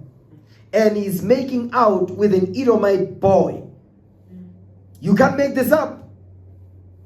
On social media. And the biological mother is trying to get the custody of the boy. Which he should. Because guess what? They are destroying that child. You understand? Gabriel, don't have no kids. That's why she has no remorse whatsoever but to push that thing on that boy. You understand? Something that will not be reversed. Okay? Because now I'm sure he's probably taking what? Hormones now. That the stuff we're reading here. Go ahead. Who do not identify with the traditional definitions of male or female. You see that? It says they do not identify with the traditional. Traditional means biblical. With the biblical what? Definitions of male or female. The same definitions we just read in Leviticus 12. They don't agree with that. Keep reading. We accept new persons ages 9 to 16. You can't make this up. What the hell does a 9-year-old know that they don't want to be a male anymore? A 9-year-old, they are concerned about farts. That's what a 9-year-old is concerned with. A 9-year-old is concerned with toys. You understand? Playing on the street with a soccer ball. That's all they care about. That's what a 9-year-old concerns himself with. You understand? In the world. Go ahead. Patients ages 17 and older and patients who have not yet started puberty will be directed to community resources. You see, because these ones are older, they need more special attention. Go ahead. Our clinic primarily provides gender-affirming medical care, such as puberty blockers. You see that? Puberty blockers. What is that? That right there is medication. You understand? Read. And gender-affirming hormones. You see that? Gender-affirming hormones. Meaning to affirm their gender that they have dreamed up in their mind. Letting you know where the problem is. Their problem is up here. The problem is the software. You understand? Go ahead. That's why when we're reading when we're looking at those names, Martin and all that, they start giving you their accolades, their accomplishments, quote unquote. So you focus on that. But the software is broken. Okay? Read. Brief mental health support. Why do they need that? Why do they need mental support? It says brief mental health support. Brief. Because they know this thing, psychologically, it messes up with your mind. They know that. That's why we see people coming out and say they regret. They regret actually going as far as to do what? To do surgery. Now they cannot go back. Go ahead. Brief mental health support focused on family decision making and mental health documentation prior to initiating gender affirming care is also available. So you see what when it says focus on family decision making and mental health documentation. They give you books and all that for you to read. So what the hell does a 9-year-old know about mental health? Go ahead. If you are looking for gender affirming mental health services only or for ongoing mental health support, here are some community resources. The point here is this. They mess up with your mind. This stuff that they do to our kids, our children, they mess up with our mind because this comprehensive sex education is coming to this. Comprehensive sex education is a what? Is a gateway to this stuff. And comprehensive sex education was approved by the government through Enjimutehwa. Enjimutehwa pushed that garbage in the schools. Comprehensive sex education, when they educate the children on what do people do when they have sex, what mother and father do in the bedroom. They even bring sex toys and all that to show the children to touch them. That's what they do. It's an industry now. So now a 5-year-old, a 6-year-old, their mind will be messed up. You understand? Okay, go ahead. Our team fully accept and treat such individual with respect. They don't respect them. Go ahead. That one, scroll down. Yep. These are the services they provide. I want you to see the services. Services we provide. Puberty blockers. Click there. Yeah, read that. Some people want to delay puberty from progressing. They want to delay puberty, right? Watch this. This option is available to youth who have started puberty but who have not yet completed puberty. The medicine to block puberty is called whatever. Gonadotropin. Gonadotropin. Gonadotropin releasing hormone. Agonist. It stops the body from making the hormones that lead to puberty changes. You see that? So they want to stop it before the child start to develop certain feelings, right? And all that. Yeah. This white man is the devil, man. Read. Puberty delay is temporary. If you stop taking the medicine, you will go through puberty of sex you were born into. You see that? It says this thing, it says if you stop taking the medicine, you'll go through the puberty of sex you were born into. So which means that listen, they are telling you not only do they condition you psychologically, but they also want to condition the body chemically. Yeah, they want to condition the body chemically. Go ahead. We work with you and your family to decide if this is a good choice for you. You see that? If this is a good choice for you. Because when ish hit the fan, they're going to say, but you made the decision. You made the decision for your child to be a transformer. You understand? Go ahead. We also talk about the cost and the best time to start. Okay, scroll down. Yep, read that. Gender affirming hormones. Gender affirming hormones. Read that, click that.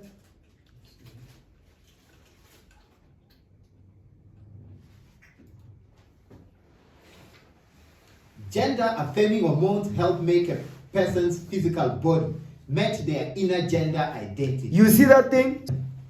I'm going to show you how evil this white man is. This white man is the devil the Bible speaks of. You understand? Ecclesiastes 7 verse 29. Watch this. The book of Ecclesiastes, chapter 7, verse 29. Go ahead. Lo, this only have I found, that God has made men upright. God has made men upright from the beginning.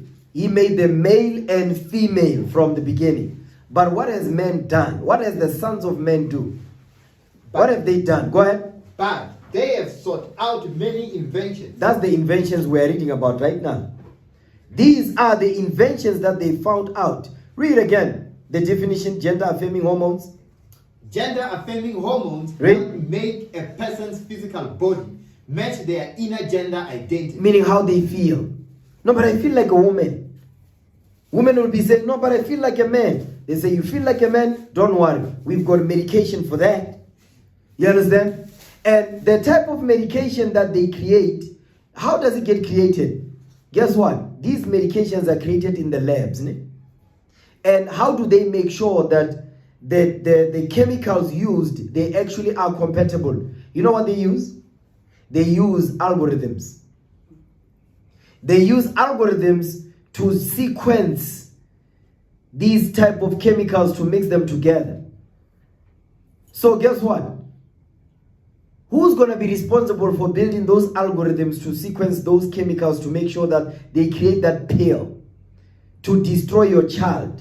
Because your child, they feel like this. This is crazy. Go ahead.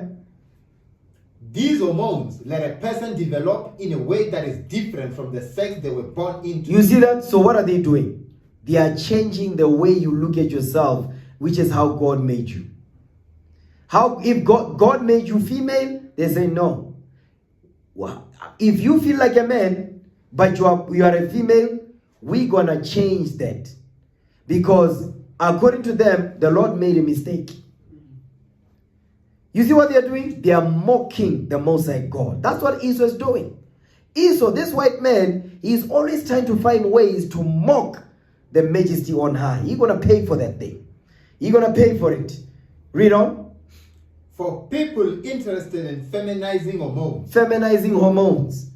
You understand? Men wanting to be women, they're going to take feminizing hormones. Go ahead. Estrogen is the main hormone used. Estrogen. Go ahead. For people interested in masculinizing hormones. Masculinizing hormones is women wanting to be men.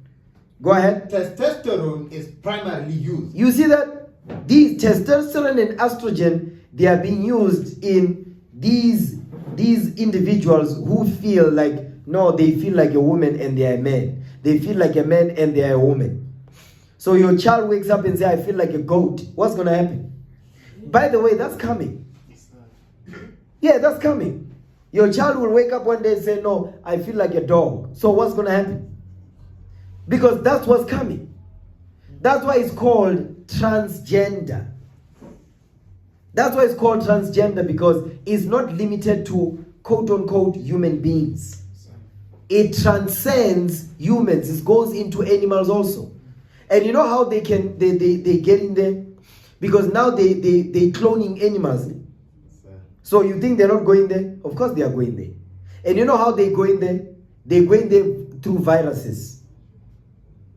They go there through zoonosis. Let's see the next point. Okay, come on. Nah, that's it. Okay. Okay, just read that. Partnership with what? Partnership with Autism Center. Okay, jump down. Brief what? Brief mental health support. Brief. They say brief. Meaning what? Because remember, these surgeries are not free. These services are not free. You pay. So that's why they say we give you a brief mental health support. Meaning what? We've got other people also. You're not the only one who wants to do this. So when it says brief, we only just going to support you for a while. After that, you're on your own. You understand? That's what they're saying right there. Okay, next article. Is there another article? No, sir. Okay, now. No, that's it on that. Don't show that yet. Okay? Okay, so now, let me see. Yeah. So what I want to do is, now, I want you to go to the videos now that I sent. I want you to go to those videos that I sent. Read Revelation 11 verse 8. Okay, are the people still seeing this? No, sir. Okay. Now I want you to go to the videos that I sent last week. Okay? Read that Revelation 11 verse 8. The book of Revelation, chapter 11, verse 8. Go ahead. And their dead bodies shall lie in the street of the great city. If they are dead bodies, the day is talking about us. We will be in the street of the great city, which is Babylon the Great, and wherever they have ruled, which is the whole earth. Read. Which spiritually is called Sodom. So America is spiritual Sodom. America is spiritual Sodom and Gomorrah. Now, I'm going to show you this transgender agenda or how deep it goes. Because this thing, it confuses the mind. That's why what you're about to see, you'll see how confused this man is. He's confused. Okay? Play the video. You're gonna put that up and you're gonna let everybody else see it? Well, everybody When you're loves it. confronted by a trans woman, Pause. you're gonna hide it? Look at that. That's a man. A man wearing a dress and high heels. You understand? Holding a handbag. That's a man right there. That's a man. Okay? Now play on. Everybody loves it. No, They I don't take think pictures so. of it. They post it. 9 out of 10 customers love it. Yeah, you know what? It's bullshit. No, what you're spouting is bullshit. No, it's not. It Trans is. women are women, sir. That sign is bullshit. I'll tell you what. Just check it out. It ain't bullshit. I'm telling you right now, as a trans women are women. Your Well, sign I'm is telling you, bullshit. as a man, that's bullshit. It is. It's total bullshit. Okay. You know what? Nobody confronts your ass. That's the problem. Really? If they'd say, Really? What the? You want to bet? What the fuck is You know going what I on? have had Do you to know how work many with? people you've embarrassed at, Oh, at City wow. Hall? Me, an They have embarrassment to- to City they Hall, have to really. tolerate You're an that embarrassment shit. to the city, sir. You are an embarrassment to this city. I am a And pillar I in make the sure city. That everybody knows. I'm a pillar in this. Now, Oh, you yeah. do that. Do you know why? Every time some bullshit like this happens, Huh? my sales go up because people are wanting this. Really. Really. We're gonna show them the side of you, and You do hopefully- it. You do hopefully it. we can You make do it really sir. good, because guess Hopefully what? we can wake you up. You are fucking nuts. Let's wake you up. You to the are truth, nuts. sir. You're not a woman. You don't look like a woman. You Uh-huh. don't act like a woman. Really. You're fucked Really? in the head. What's Oh, wrong with really? you? I'm fucking. I am confronting you Yes, sir. that you are an asshole. And I'm confronting you that just because I walked into your store, you felt the need to take your sign down. Well, It's I was degrading thinking everybody in my I community. was thinking I was going to be nice, What? but no. Be nice? Putting that sign up. Pause. Be nice. Putting that sign You know this old man, I like him. He's direct, he speaks the truth, You understand? He's uncompromising. Play the next video. You're gonna give me my fucking money back. Excuse me, sir. There's a young man in here. And you're watching out. Excuse me, it's ma'am. I'm It sorry. is ma'am. I can call the police if you'd like me to. You need to settle down. You need to settle down and mind your business, okay? Ma'am, once That's again, the man ma'am. right there. said both of you. No, you said sir. Once again, it's ma'am. I actually said both of you guys. It was just general. Right beforehand, you fucking said sir. Sir? Okay. Motherfucker, take it outside. If you want to call me sir Pause. again, I will show you a fucking sir. You see the level of, look at the level of aggression. The level of aggression is what we read in Sodom and Gomorrah. That's how they were in Sodom and Gomorrah. They even went as far as to want to break down the door of Lot when the angels were in there. You understand? Play it again. You're gonna give me my fucking money back. Excuse me, sir. There's a young man in here. And you're watching out. Excuse me, it's ma'am. I'm sorry. It is ma'am. I can call the police if you'd like me to. You need to settle down. You need to settle down and mind your business, okay? Both of you guys? Ma'am, once again, ma'am. I said both of you. No, you said sir. Once again, it's ma'am. I actually said both of you guys. It was just general. Right beforehand, you fucking said sir. Sir? Okay. Motherfucker, take it outside. If you want to call me sir again, I will show you a fucking sir. I apologize. Motherfucker. I apologize now. Look at that. That's a man. I need your corporate number because I'm going to call them and talk about how it was misgendered several times in this store. I apologize for that. I need your corporate number now. I can get that for you. Like, that's not a problem. Get it for me now. I can do that. I'm going to ask you to calm down and stop cussing. Give me your Stop corporate hitting number. extra on property. Well, I'm going to ask you for the 5th time to stop calling me a man because quite clearly I am not. Okay, that's it. But what I'm showing you is this is how sick this world is. And America pushes this throughout the earth every single day through the media. They push this garbage into our schools. Guess what? We are not going to bow down to what America is pushing upon us.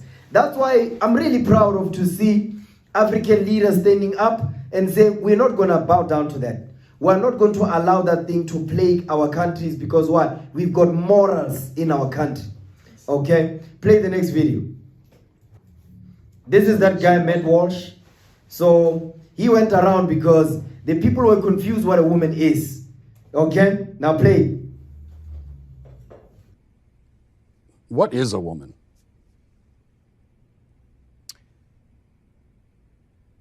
Why do you ask that question? Pause. Look at him. Just look at the guy answering the question. Look at even the way he's sitting. You understand? Okay, play. I just really like to know. What do you think the answer to that question is? Well, I'm asking. That's why I came to a college professor who's this is what you do. What other kinds of answers have you gotten?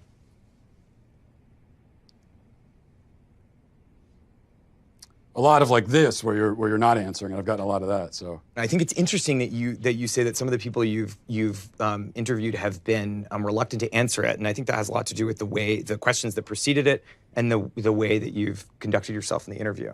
how have I conducted myself? How do you think you've conducted yourself? You just really don't want to answer the questions, do you?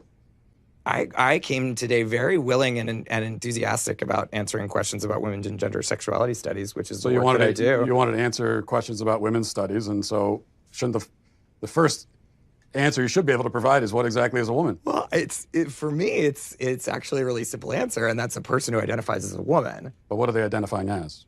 As a woman. But what is that? As a woman. Do you know what a circular definition is? I do. It's sort of like what you're doing right now, where a woman is a woman. Mm-hmm. Well, because you're seeking what we would call in my field of work an essentialist definition of gender. I think it sounds like you would like me to give you a set of biological or cultural characteristics that are associated with one gender or the other. I'm not seeking any type of definition. I'm just seeking a definition. Yeah, and I gave you. A woman has its own duty, Pause. and a man. So obviously a professor could not answer what a woman is. So now he decided, let me go and ask black men. And black men will answer the question. Play. has its own duty, and a lady cannot do the duty of a man, and a man cannot do a duty of a woman. Can a man become a woman? No. No? No. What about a transgender? Pause. You see how easy it is to answer the question? Can a man be a woman? No. Can a woman be a man? No. Go ahead. Transgender?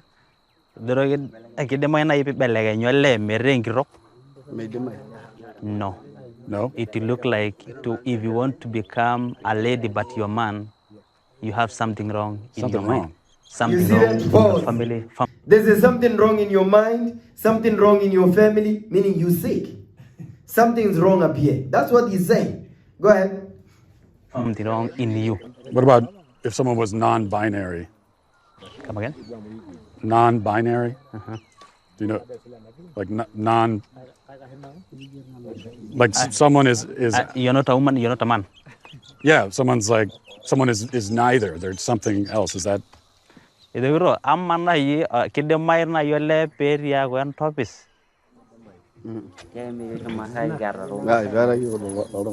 He's saying we have never seen things like those. Pause. That's funny, man. He said, we've never seen anything like that. We've never seen things like those. You understand? But what I like about them is that they just answer the question. A college professor could not answer the question. But you know why? He can answer it. He knows the answer. But because of what? He doesn't want to be fired. He doesn't want to have to explain himself. He doesn't want to have to justify himself. He just said, let me just go with the flow. That's the same thing we read in the article earlier on, written by Martin. I'm not going to say Martin. No, it's Martin. Okay? Now, keep playing. He has a penis for a woman. He has a vagina. Stop. That's what we read in Leviticus 12. That's what we read in Leviticus, the 12th chapter. Go ahead. This is a lady. This is a man. What if it's a woman with a... What if it's a woman with a penis? Both. Is that...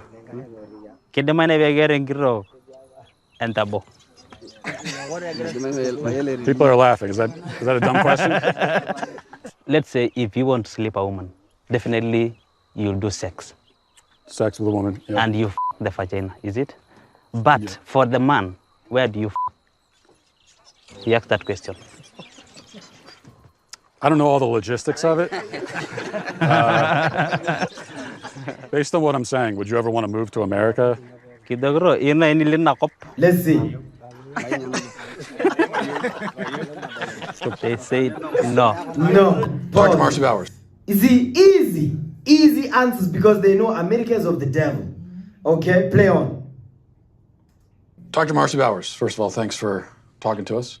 My pleasure. So you're a world-renowned gynecologist and surgeon. You're also a transgender woman.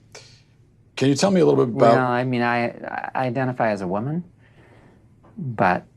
You're a woman, right. I'm a woman with... I mean, that's my life, day to day, but I have a transgender history. But what is a woman? A woman is it's a combination of your physical attributes and then what you're showing to the world and the gender clues that you give. And hopefully those match your gender identity. The critics on the other side of this... Hopefully, pause. It says, hopefully those match your gender identity. This goes back to gender identity and actual gender. You understand? So she says she's got a transgender history. So she's not going to give the right answers, obvious. It's biased, okay? Play on. Of this issue. There aren't many, but go ahead. There aren't many who would disagree with what you're saying about... Well, the dinosaurs of the world are certainly out there. Pause. When he said the dinosaur of the world, he talk about traditionalists, people that are still cultural. That's why the professor said Matt Walsh is an essentialist. He says you are an essentialist. You understand? Based on cultural norms. What is he saying? He says he's traditional. is biblical. That's what he's saying. Okay? Play on. I don't know if you've ever heard of people in the trans-abled community. These are people who are physically able-bodied but feel like they should be disabled or identify as such. For example, a man who has 2 arms but feels like he should have 1. If a man in this kind of marginalized community went to the doctor and said, I want to have my arm cut off, do you think that doesn't have anything to do with gender identity? Pause. It's the same thing. It's the same thought process. The problem that, you know why? Because they are pushing this sexual deviant behavior. Because people that are anorexic is the same mindset. You understand? People that say, no, I feel like my arm don't belong to me. My leg don't belong to me. So I want to cut it off. They should also be classified like such and be popularized all over. But they are not. Because the whole point of this is to push sexual deviant behavior to our children, to our brothers and sisters. That's the whole point of this. Okay, go ahead. Well, it's someone's self-identity, how someone identifies. That's someone who has and I'll accept it as a mental diagnosis. Pause. Psychiatric. Pause. He says it's a mental diagnosis and it's what? Requires psychiatric help, right?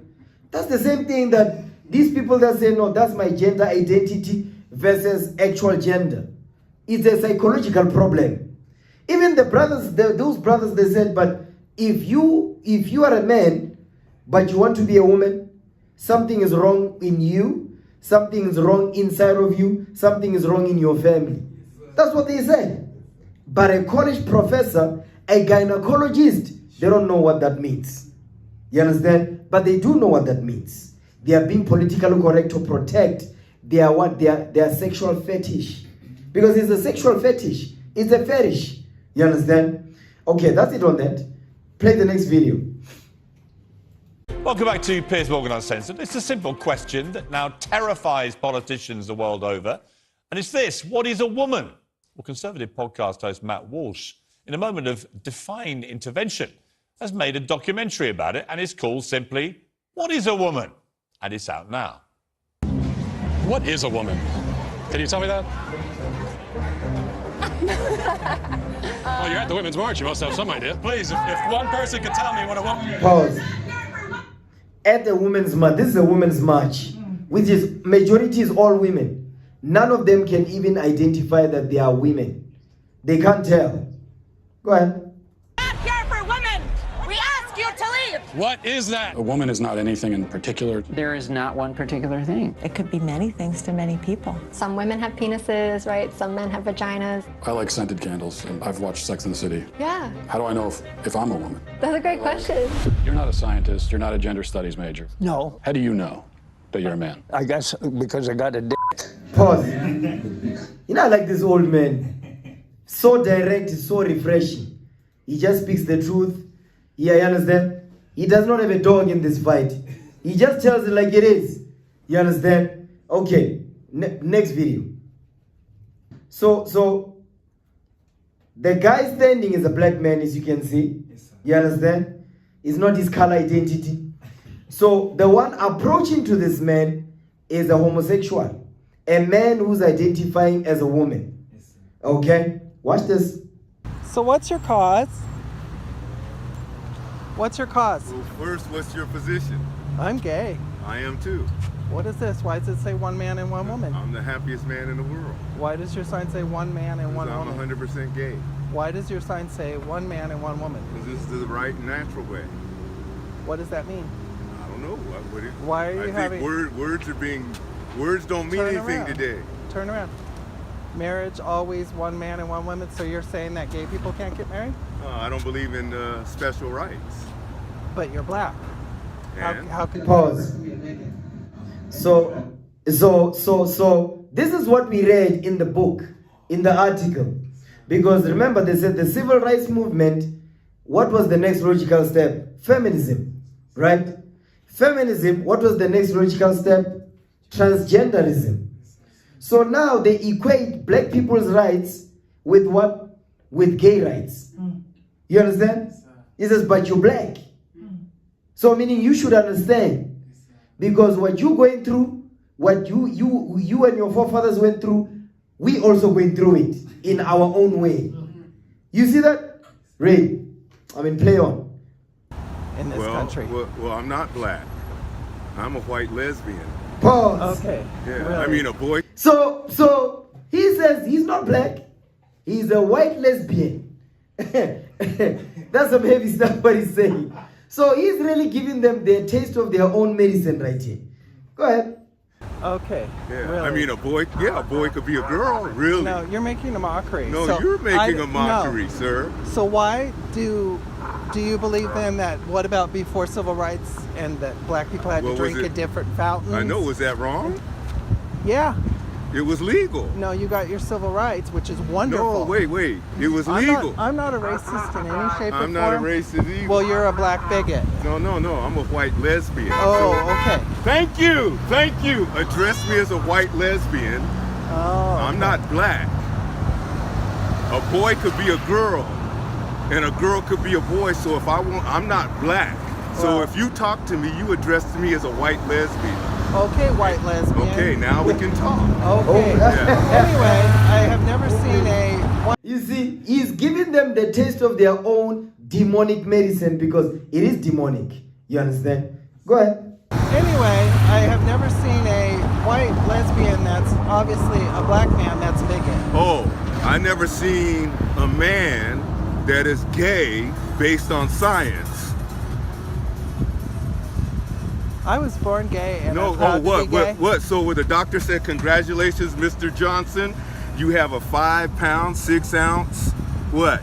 Gay man? Gay male? No, because you're not born a behavior. I'm born who I am and you were born black. Look, see, I told you I'm a white lesbian and you won't acknowledge me as a white lesbian, because but you want me, so you're not gay. You're making a mockery. No, you're making a mockery. No. And it's this artificially intelligence. The same thing is laws that are based on hypocrisy and bigotry. Nazi Germany. You're the bigot. No, you are. No, sir, You're special. You've changed the definition of marriage. Only your people can do that.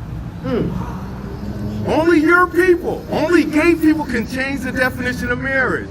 Are they equal or special? Are you special? No, I'm equal. All human beings should be treated equally, not specially. Sir, so you're ridiculous. No, you don't have no sense. That's my opinion. No, you have a right to your own opinion. Okay, well you enjoy your white lesbian gay black man. Thank you, and you enjoy your gay lifestyle. And you hold your sign and make a fool of yourself. And we will stop this nonsense. It will get overturned. You are the nonsense. It will get overturned because you guys believe in the law. So when we overturn it, you will accept it, right? How is a black man? How could you be such a bigot? How can a white lesbian? No, you're the first black bigot I've met. You're the first. So you're telling me a boy could be a girl? Is that stupidity? You're stupid. Can a girl be a boy? Sir, you're the stupidest man I've met, and I don't care what color you are. I will love you and tell you the truth. I am not racist. You are the stupidest human I have met. Okay. Okay? So I will You're a human. I'm a human. And I will you tell you will the love truth. no one. I will love you and tell you the truth. I won't lie to you. You're a hate People that spreader. are afraid of you lie to you. No, you spread hate. There is no gay gene. What's the name of the gay gene?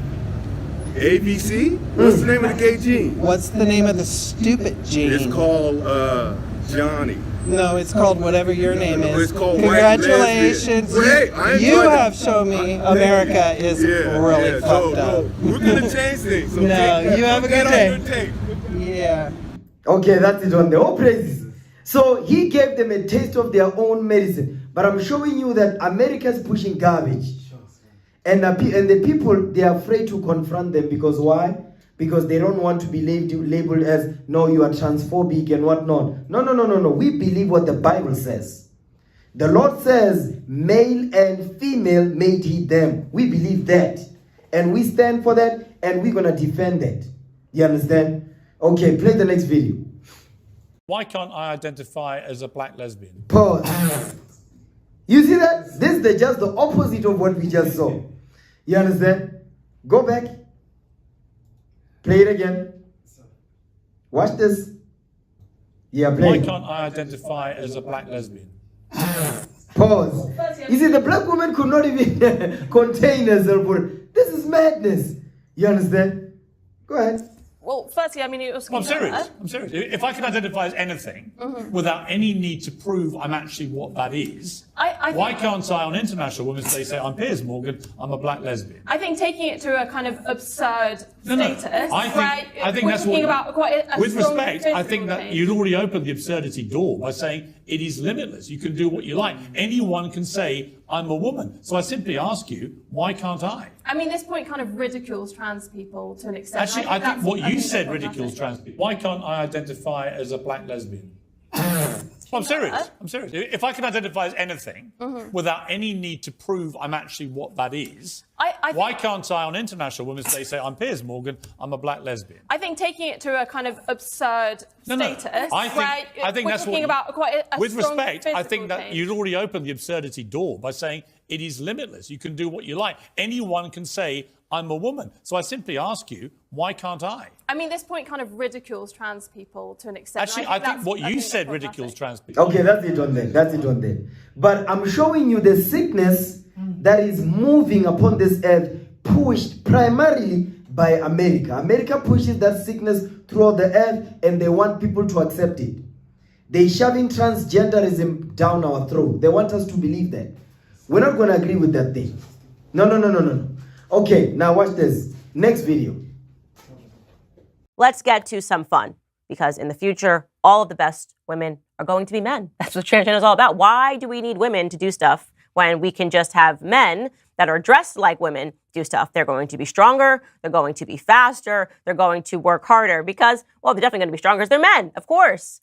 And Hershey's is trending on Twitter. It's not for a good reason. The hashtag boycott Hershey's is trending on Twitter because a chocolate manufacturer has decided to celebrate International Women's Day. So they are promoting Faye Johnstone, who is one of the 5 people featured in their campaign. And let's just take a look at their commercial. My name is Faye Johnstone. I'm the executive director of Wisdom to Action. We can create a world where everyone is able to live in public space as their honest and authentic selves. See the woman changing how we see the future. Remember, this is a man. This is a man on International Women's Day promoting transgenderism.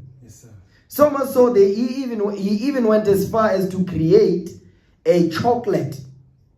You understand?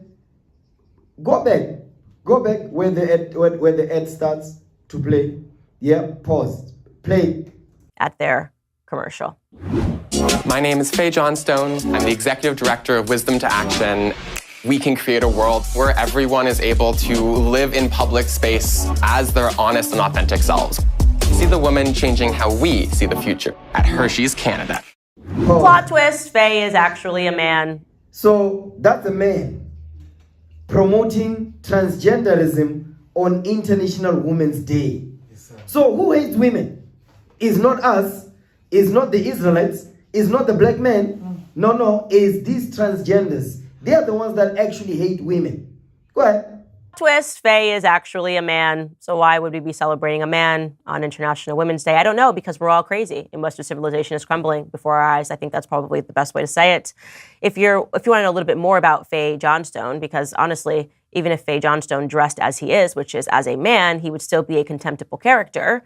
He is a big believer in and believing that parents have no rights over their children, and that to further the LGBTQ agenda, we need to make sure that children are treated like individuals separate from their parents. Here is an actual tweet from Mr. Faye Johnstone. He wrote, "Parents do not have absolute rights over their children. Children have rights too. Another gentle reminder to the children's rights sector. We need you to speak up for trans kids now more than ever." You can't make this up. Trans kids, what is that? We need you to speak for trans kids now more than ever. Play on. Yep, that makes sense. That's what they are all about. For some reason, there's this bizarre focus, men that dress like women, who are perverts, obviously, because it is a perversion to want to dress like a woman. Yeah. But they're very focused on children. They really want to get into the classrooms. They really want to make sure that we criminalize being a parent. If you don't agree with the fact that we want to access your children, then there's something wrong with you and you're a bigot and you're backwards, and we need to make sure the state has more control in the form of the Department of Education. This is what Faye Johnstone is a big supporter of. Here's another tweet from Faye Johnstone. It's going to make you feel really good, so get excited. He wrote, "Militant, organized queers. That's what I want to see. That's what North America needs." Militant, organized queers. You know what that happened? Sodom and Gomorrah. Sodom. Read that in Genesis chapter 19, verse 11. Yep. So what militant, organized queers is what we just read in Genesis 19 earlier on. But I want you to read that thing again. Genesis 19. Read that for me again. Genesis 19. Read verse 5 and 6. The book of Genesis, chapter 19, verse 5. Read. And they called unto Lot and said unto him, Where are the men which came in to thee this night? Bring them out unto us, that we may know them. We may have sex with them. Go ahead. And Lot went out at the door unto them, and shut the door after him. Read. And said, I pray you, brethren, do not so wickedly. Don't do this evil demonic thing. Read. Behold now, I have 2 daughters which have not known men. Let me, I pray you, bring them out unto you, and do ye to them as is good in your eyes. Go ahead. Only unto these men do nothing, for therefore came they under the shadow of my roof. Read. And they said, Stand back. And they said again, This one fellow came into sojourn, and he will needs be a judge. Now will we deal worse with thee than with them. And they pressed sore upon the men. They pressed sore upon Lot. Read. Even Lot. And came near to break the door. Pause. They came near to break the door. That's what we're reading there. Militant, organized queers. You understand? Keep playing. Queers. That's what I want to see. That's what North America needs. Don't let Trump with us. Fight back. That's exactly what America needs. Militant, organized queers. And that should concern you, and you should stop being fearful and discussing the trans agenda. I'm so sick of people that, for whatever reason, don't have the courage to call out this evil against our children, to call out this. If you believe that children need to be further separated from their parents, that you can seed them with LGBTQIRSTUV alphabet soup awareness, then you are a freak, okay? That's what you are. You're a freak. And I would not let Faye Johnstone anywhere near my children. I don't even want Faye Johnstone anywhere near my chocolate, which is why the Daily Wire is not going to just boycott Hershey's. Instead, it's going to create its own chocolate bars. Yes, huge announcement. Jeremy made an announcement over his Twitter that we are launching Jeremy's chocolates with 2 varieties. You're going to love these varieties. There's going to be a he-him bar. So they're going to launch their own chocolate variety. Rewind it back a little bit. Yeah, okay. So they're going to create their own. But watch this. Pay attention to the names of these chocolates. Go ahead. Daily Wire is not going to just boycott Hershey's. Instead, it's going to create its own chocolate bars. Yes, huge announcement. Jeremy made an announcement over his Twitter that we are launching Jeremy's chocolates with 2 varieties. You're going to love these varieties. There's going to be a he-him bar, which has nuts. And there's going to be a she-her bar, which is appropriately nutless. So you can... Go back. Pay attention. What just happened? Brothers, listen, man. This kingdom is of... This is the most wicked kingdom on earth. You understand? Play it again. Jeremy made an announcement over his Twitter that we are launching Jeremy's chocolates with 2 varieties. You're going to love these varieties. There's going to be a he-him bar, which has nuts. And there's going to be a she-her bar, which is appropriately nutless. So you can order... Man, you cannot make this up. This is... Listen. Play the next video. Yep. Hold on. Now, here's another one. Dylan Mulvaney. What? Yeah, Dylan Mulvaney. This man, that's a boy right there, but that's a man. I think he's 20 plus years old. His fetish or fantasy is to be a little girl. Yeah. That's his fantasy, yeah. Play the video. All right, guys. Jumping in to another video that I saw over the weekend of Dylan Mulvaney. I keep covering Dylan Mulvaney because it's so obvious that Dylan Mulvaney is a pervert. So when you see that, you would think that's a man, you think that's a woman. Yes, sir. On the picture right there. Yes, sir. No, that's a man. Dylan Mulvaney, that's a man. Play on. Come on. And we used to have a society where we would acknowledge that someone was perverted and we would do everything that we could to keep that perverted person away from people that are vulnerable, especially children. Yeah. And I can say that there is probably no one that I trust least around children than men that want to dress up like little girls. I agree with that. No, I 100% agree with that. Hell is this? Imagine. Because remember, you know what? Look up Nambla. Look up Nambla. Look up Nambla. Because this thing that we're seeing here is actually, guess what? It complements Nambla. Nambla. Nambla. Yeah, that's it. First. Yeah, that's it. Yep. Click it. Yep. Now read that. The title. Reading from wikipedia.org. Go ahead. North American Men or Boy Love Association. No, North American Men Boy Love Association. North American Men Boy Love Association. That's NAMBLA. NAMBLA. Now keep reading. The North American Men Boy Love Association, NAMBLA, is a pedophilia. Is a pedophilia, come on. And pederasty advocacy organization in the United States. You see that thing? It says is a pedophilia and pederasty advocacy. They advocate, is an advocacy organization in the US, right? Go ahead. It works to abolish age of consent laws. Pause. Their job is to get rid of age. It says what? They want to abolish age of consent laws. What that mean? Keep reading. Criminalizing adult sexual involvement with minors. You see what they're doing? So they want to abolish this thing. So that means that an old man can sleep with a 10-year-old and say, but if they say, no, but that's how I feel. That's how I feel in my heart. This is sick. How is it that people don't see that this is sick? It's sick.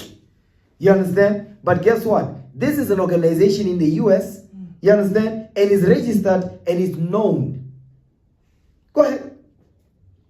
And campaigns for the release of men who have been jailed for sexual contact with minors. You cannot make this up. They want them to be released from jail to go back into the world to do this demonic stuff. Read. Read that again. Come on. And campaigns for the release of men who have been jailed for sexual contact with minors. That did not involve what it considers coercion. You see the meaning what? It was consensual. Meaning young men, they consented for this. This is crazy. And that's what Dylan Mulvaney is doing. Dylan Mulvaney is part of this. Because what Dylan Mulvaney is doing is what this organization is doing. You understand? Yes, sir. Now go back to the video. America is the most wicked kingdom on the planet Earth. That's why it's called the mother of harlots and abominations of the earth. Okay, play on. So here is a video of Dylan dressing up as Eloise in New York City. Eloise, you guys know, the girl who goes to New York City and lives in the Plaza Hotel. Take it away, Dylan. I am Eloise. I am 6. I'm a city child. I live at the... So this man, he believes that he's a 6-year-old girl. 6 years old. That's his fetish. That's his fantasy. To be a 6-year-old girl. 6-year-old little girl dressed like this. You cannot make this up, brothers. This right here, this is the reason why we're not going to give the Most High God rest until this evil is destroyed, until Babylon is wiped out from the face of the earth. Play it again. City, Eloise, you guys know the girl who goes to New York City and lives in the Plaza Hotel. Take it away, Dylan. I am Eloise. I am 6. I'm a city child. I live at the Plaza Hotel. Reminder that Dylan is an almost 27-year-old grown man. Pause. This is a 27-year-old. A 27-year-old who has a fetish or fantasy of being a 6-year-old little girl dressed like this. And America is okay with that. They are pushing that. The transgender agenda, that's what they are pushing. This is America's transgender agenda. You understand? I'm trying to show you how deep this evil goes, brothers. Get that in Ephesians 6 verse 10. Ephesians 6 verse 12. Ephesians 6. You understand? Ephesians 6 verse 12. You understand? Read that. The book of Ephesians chapter 6 verse 12. Watch this. For we wrestle not against flesh and blood. We wrestle not with flesh and blood. Go ahead. But against principalities. But against principalities. Because the people that are pushing this, these are principalities, meaning what? Governments. Principalities means governments. Go ahead. Against powers. Against what? Against powers. Powers in the government. Go ahead. Against the rulers of the darkness of this world. That's the government. The rulers of the darkness of this world is the United States of America. They are the rulers of the darkness of this world. That's what you are seeing here. This is an example of the darkness of this world. Read again. The book of Ephesians, chapter 6, verse 12. Go ahead. For we wrestle not against flesh and blood. Read. But against principalities. Against powers. Against what? Against powers. Against powers, come on. Against the rulers of the darkness of this world. Against the rulers of the darkness of this world. That's the government. Particularly here, the American government, Babylon the Great. Read. Against spiritual wickedness in high places. That's the spiritual wickedness in high places. This is what America pushes. This is America's agenda. What you are seeing on the screen, that's America's agenda. That's America's transgender agenda that they are pushing on the people. Is that it on that? Yes, sir. Okay, play the video. And he dresses up in little girl clothing. He talks openly about the fact that he wants to be a little girl. He doesn't say, this is my first day of being a woman, right? This is something even more disgusting. This is my first day of being a girl. He outwardly fetishizes about being a little girl. He wants to be a little girl, a grown man. In a righteous society, we would all condemn this. We would say this is unacceptable. We would say that this perversion is not something that we are going to accept. But we don't live in a righteous society. And I'm tired of saying, by the way, that the world has gone insane. It is specifically Western civilization, okay? It is specifically America that allows this, because I don't even think in parts of South. She's right. America is the kingdom that allows this garbage, this crap. They are pushing this nonsense on our children. They are pushing it in the school system now. They are pushing it through the media. And they are saying children must have a right. A right to do what? A right to accept, to feed off of this. Because this is what they are pushing to our children. So you take your children to school, your child will come back from school telling you about, no, today the teacher was wearing a G-string with boobs hanging. What was going on? The teacher is a man wearing a G-string. Yeah, because there's a video that was floating around in the US about that. You understand? Play on. Even think in parts of South America this would be allowed. I don't think they would allow this behavior. In parts of South America, they would say it is not normal for a grown man to want to wear little girl panties. Yeah. It'd be that simple. Something we should all be able to say. Rather, I have to be careful, because Western civilization has gone so down the drain. I have to be careful in how I say that, or else I will risk being called a transphobe. Exactly. Unbelievable. A transphobe. You cannot make Why this would I shit have up. hate for this individual? Yeah, that's it on that. That's it on that. But the point here I'm trying to show you is that the world is definitely on Nyaupe. The whole planet is on crack. The whole planet is on Nyaupe. They are high. You understand? Play the next video. Is there a next video? No, sir. Okay, so now, watch this. Yeah, there is a next video, right? The new ones. Yes, okay, all places. Now, we went over what's a woman and all that. I'm going to show you the agenda. What's the agenda behind this? Now, play the next video now. The new video. Okay, so remember the timestamps, right? I sent the timestamps. Okay, I want from 52 seconds to 1 minute 34 seconds. Okay. Now this woman's name is, she's an investigative journalist. Her name is Jennifer Bilek. Okay, so she's being interviewed about this transgender agenda. Listen to what she says here. Okay, play. Let's hear what she has to say. An investigative journalist, and I write at the intersection of the gender industry, technology, and runaway corporatism. I got into writing about this industry because I was in activist circles. I've campaigned for women's rights since I'm in my 20s. I've campaigned for the environment, et cetera, et cetera. There came a point around 2013 or so that suddenly people were being deplatformed for acknowledging biological reality, that we are a sexually dimorphic species. There are only male and female sexes who are a sexually dimorphic species, just male and female, and there isn't anything in between. Transsexualism is... So this woman, what she's saying is that we are sexually dimorphic species, meaning what? There's only male and female. That's what she's saying, which is biblical.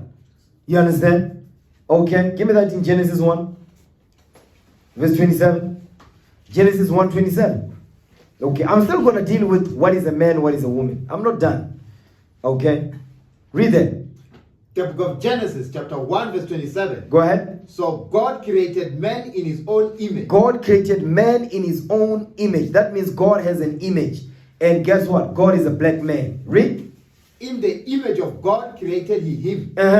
Male and female created he them. You see that? Male and female created he them. Go ahead. Is that it on there? Yes, sir. Male and female created he them. That's it. There is no in between. There's no gender identity. There's no sexual fluidity. I'm sexual fluid. Gender is a sexual construct. That's garbage. Okay. Now you're gonna play from 1:35 to 2 minutes 26 seconds. Okay. Play. Transsexualism has been around probably in the United States since the 1950s. Some people remember Christine. So I need you to pay attention to the key words in what she says. Go back a little bit to 135. She's gonna explain. So just listen to the key words. I'll highlight them for you so you understand. Play. Transsexualism has been around probably in the United States since the 1950s. Some people remember Christine Jorgensen. Keep track of the time. Made a big splash in the papers. But, it wasn't really part of our vernacular, our, social vernacular at all. There was a few men who had this fetish, this adult male fetish of appropriating female, synthetic simulacrums of female biology for their, sexual gratification. It used to be cross-dressing, transvestites, and then as soon as the medical industrial complex advanced to the point where they could make reasonably, good, fake sexes, then, they started to appropriate female anatomy. Well, in the 1940s, this guy William Sims Bainbridge. Because I know some of you might have missed what she says. The things that she's mentioning in there is what? Transsexualism. That this thing of, no, I'm not a man, I'm a woman, it's a fetish. You understand? It's a fetish. That means it's a lust. That's what she's saying. So transsexualism, fetish, sexual gratification, you understand? Cross-dressing, transvestite, appropriating female anatomy. That's what men are doing. So this whole thing is what? Is a fetish. You understand? Is a sexual lust. What is it Bible calls it? Evil concupiscence. You understand? Evil concupiscence. Evil sexual desires. That's what this is. You understand? Okay. Play on now. From 27 to 3 minutes, 47 seconds. Now, pause. So, all the videos that you just watched, she's explaining the agenda. So don't miss what she's saying. She's explaining the agenda behind this. You understand? We dealt with evil concupiscence. The first part was what? Gender boundaryless. The second part is lusts, evil concupiscence. That's what she went over, okay? From 2 minutes, 27 seconds to 3 minutes, 47 seconds. Okay, play. In the 1940s, this guy William Sims Bainbridge was born. He graduated Harvard as a sociology. William Sims Bainbridge is what? What you're seeing today is based upon their works. William Sims Bainbridge was an Edomite. You understand? Very accomplished and all that in science and technology and whatnot. So he has written many books about this stuff. So what you are seeing in the media, what they are pushing on social media, transsexualism and all that, is based on the books he written. Okay? Go ahead. Sociology professor. He's written many, many, many books about cults, religions, technology, gaming, the future of psychological mind control. And he now works at the head of the National Science Foundation's Cyber Human program, which is the melding. It's basically overlooks the ethics involved in human cyber melding. And you can see this trajectory in the, along late 1990s, early 2000s.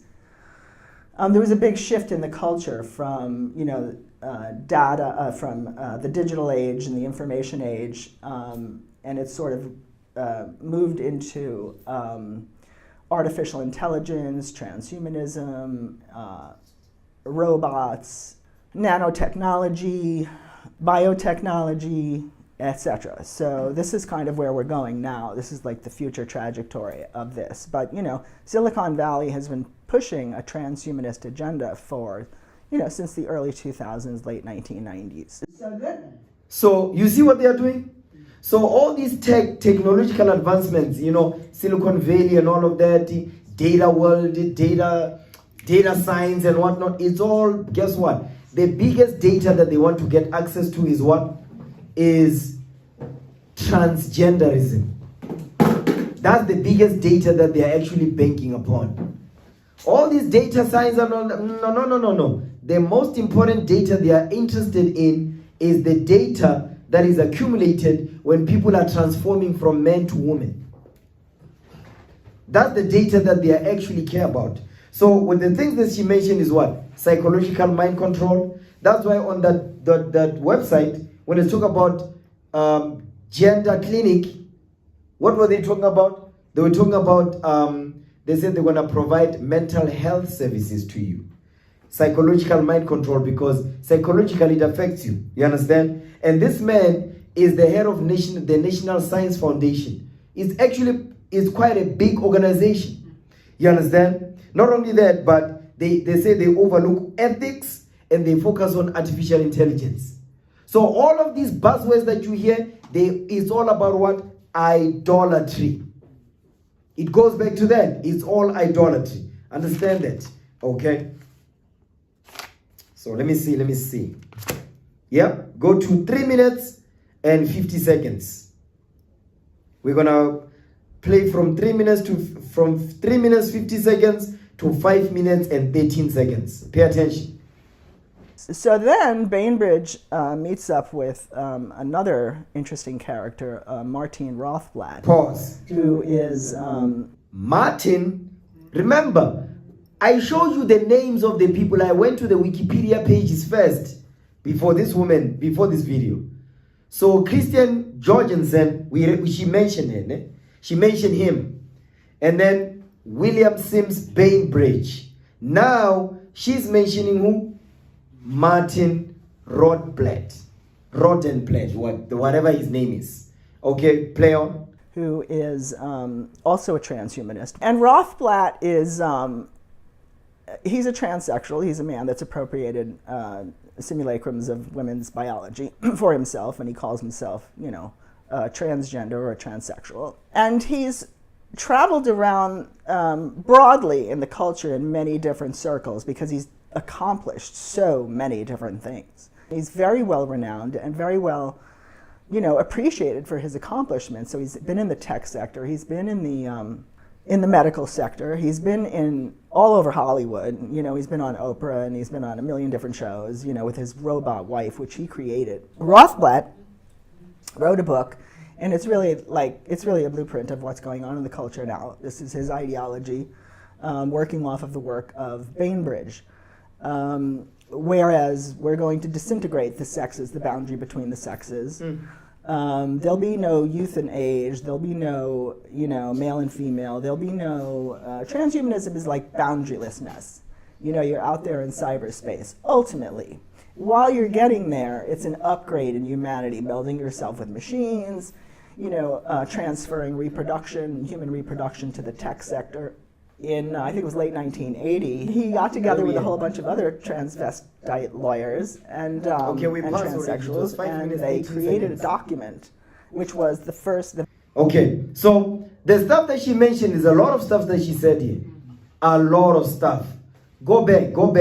I need you men to pay attention, men. Okay, so 3 minutes, 50 seconds to 5 minutes, 13 seconds. That's the timestamp. Okay, go back. 3 minutes, 50 seconds. Go back there again. So then Bainbridge meets up with another interesting character, Martine Rothblatt, who is also a transhumanist. And Rothblatt is, he's a transsexual. He's a man that's appropriated simulacrums of women's biology for himself, and he calls himself, transgender or transsexual. And he's traveled around broadly in the culture in many different circles because he's accomplished so many different things. He's very well renowned and very well, appreciated for his accomplishments. So he's been in the tech sector, he's been in the medical sector, he's been in all over Hollywood. He's been on Oprah and he's been on a million different shows, with his robot wife, which he created. Rothblatt wrote a book. And it's really a blueprint of what's going on in the culture now. This is his. So this man, Rothblatt, what did he do? He wrote a book. The book that we wrote is what we were reading. The book we were reading, that's what he wrote. So that's what she's referencing right here. You understand? Okay, come on. Going on in the culture now. This is his ideology, working off of the work of Bainbridge. Whereas we're going to disintegrate the sexes, the boundary between the sexes. There'll be no youth and age. There'll be no, male and female. There'll be no, transhumanism is like boundarylessness. You're out there in cyberspace. Ultimately, while you're getting there, it's an upgrade in humanity, melding yourself with machines, transferring reproduction, human reproduction to the tech sector. In, I think it was late 1980, he got together with a whole bunch of other transvestites. There's a couple of things that she said. It says what? Disintegration of the sexes, okay? Boundarylessness, okay? In the sexes, okay? No male, no female, no youth, no age, no female, you understand? What is the other thing? Yeah, basically that's what she's saying. She's saying that's the agenda. Because guess what? Once those things are destroyed, what do you have left? Cyberspace. That's all that's left. Because in cyberspace, you don't know whether that person is gay. You don't know if it's a man. You don't know if it's a female. Guess what? Just go with what you feel. Don't worry about what they look like. That's why, listen, you know this thing of talking to somebody online, but you don't even know what they look like? That's what that is. You only see a picture. You don't know if this is a man behind on the other side. How you know? You don't know. But it is sexting, ne? You don't even know that's a man or a woman on the other side. You only see a picture. So this agenda is already online. They've been pushing it already. Okay. Play from 5 minutes 50 seconds. Yeah, play from here. We're gonna play we're gonna play up to 7 minutes 2 seconds. Play. Sell that to the public, transhumanism and disembodiment as a life. you're going to have to groom them and get them there. And the way to do that is to create this ideology that says that you can choose your sex. That's disembodiment. You can't choose your sex. You are the body that you were born as, no matter what happens to you. I mean, in 200 years, if they dig up my bones, you know, they're going to find a female, you know. You can't change that. So the ideology is promoting the idea that you can, right? So, and they're driving this ideology into children's schools, not only their schools. They're driving it into their entertainment, their social media platforms, their schools, all the organizations that, you know, that cater to children are all jumping on board with this ideology. And this has only happened in the past 10 years. I mean, before this, we didn't hear about this word. We didn't hear transgenderism. We didn't even hear transsexual. 2014, Laverne Cox was on the cover of Time magazine, owned by Mark Benioff. And okay, that's it on that. But what I'm showing you, brothers, is this. This is America's transgender agenda. To push all this garbage to our children in the schools, and guess what? Different countries are adopting all that. But some countries here on the continent, they are rejecting it. And they are going to be vilified for that. Understand that? It's so bad that today, people don't even know what a woman is. Neither do they know what a man is. They don't know. Everybody's done confused. You understand? So now watch this. Okay, so I still had a lot to cover. So I guess I will continue. Not today though. Okay, so brothers and sisters, we appreciate you. All praise to the Lord. Okay, I still have a lot to cover. Lord's will, I'll continue this class through another topic. You understand? I continued last week's class through this topic. I'll continue this class in another topic. All praise to the Most High God for that thing. Okay, so Revelation 11 verse 8, come on.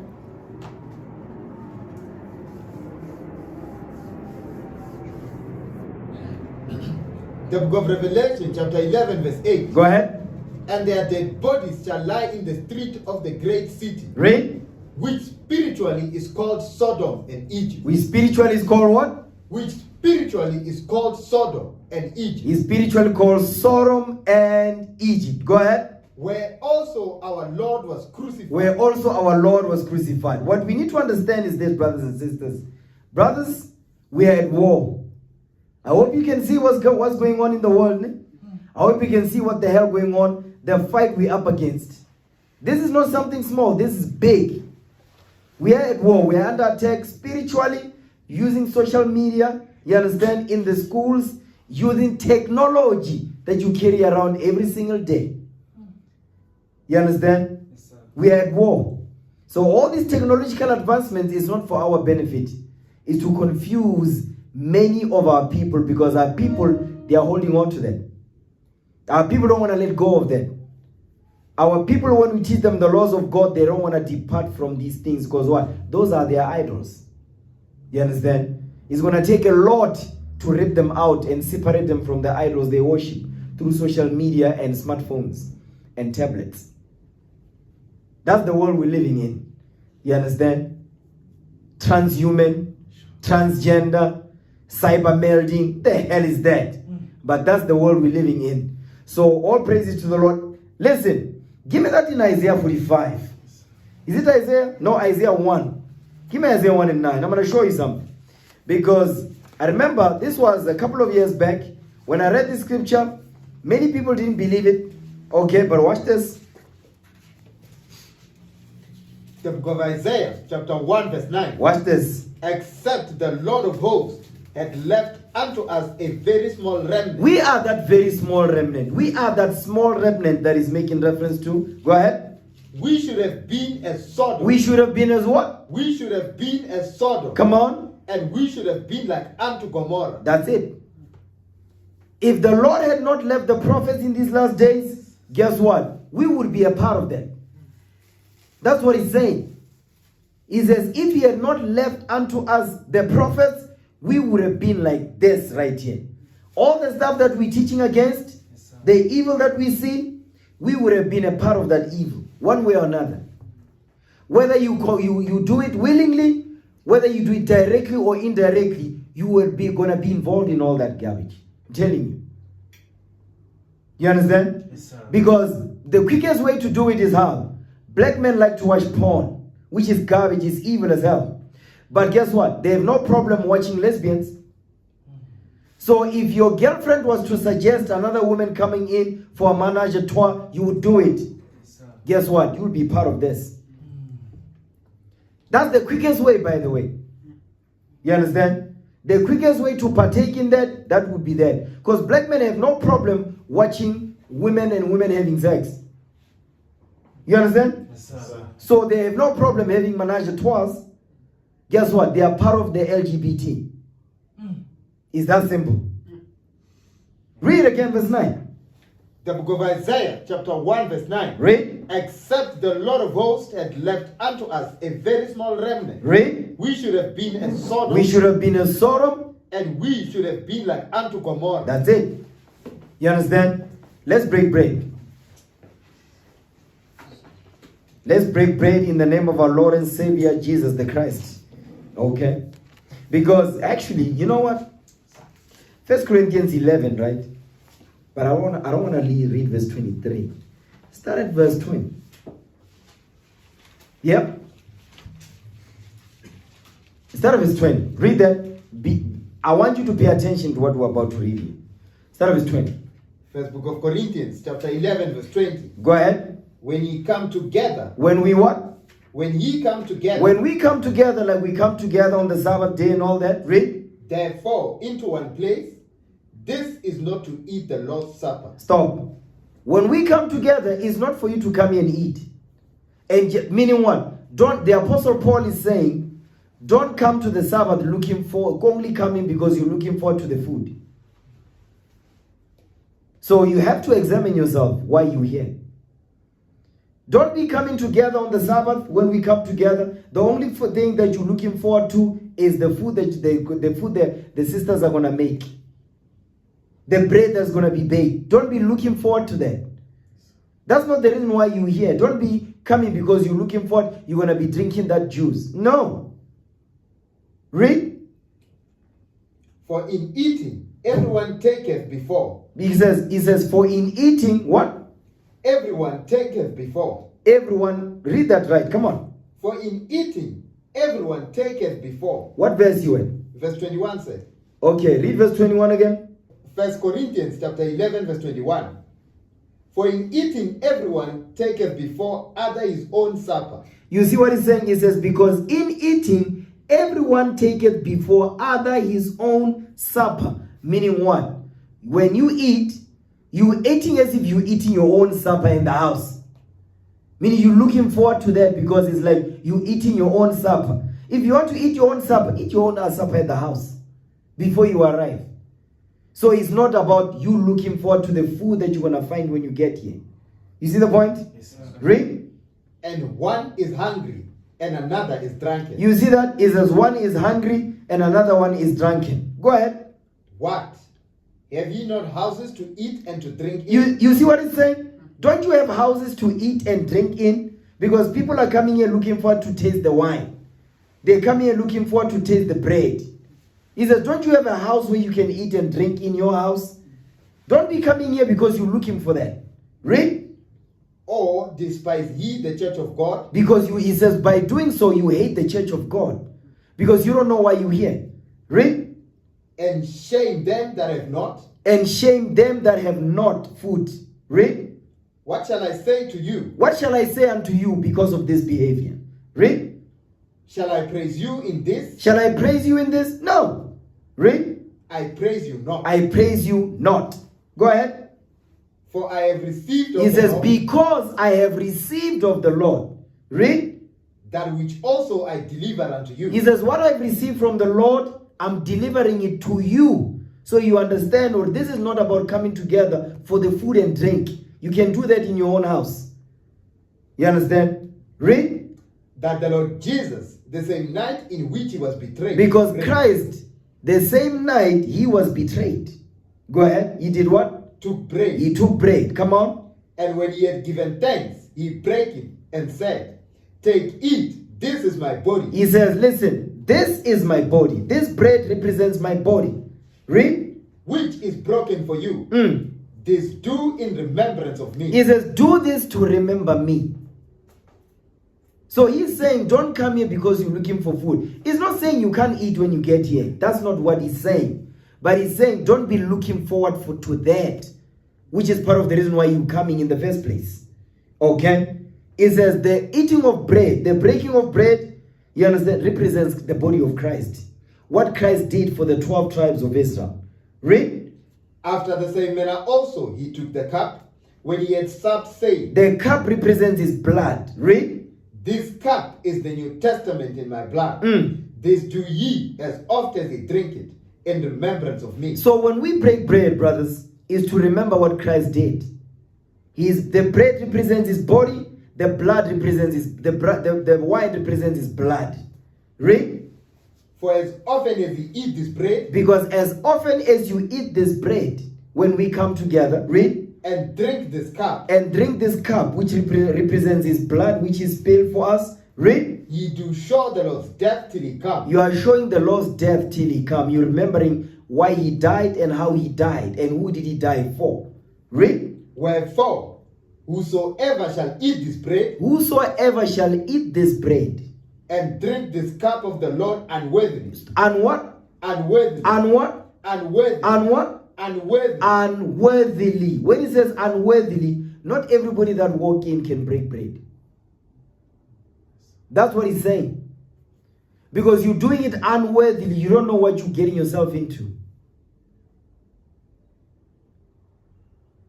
You understand that? Yes, he says you don't know what you're getting yourself into. You must know exactly what you're getting yourself into. Because there's going to be a price to pay. If you do it unworthily.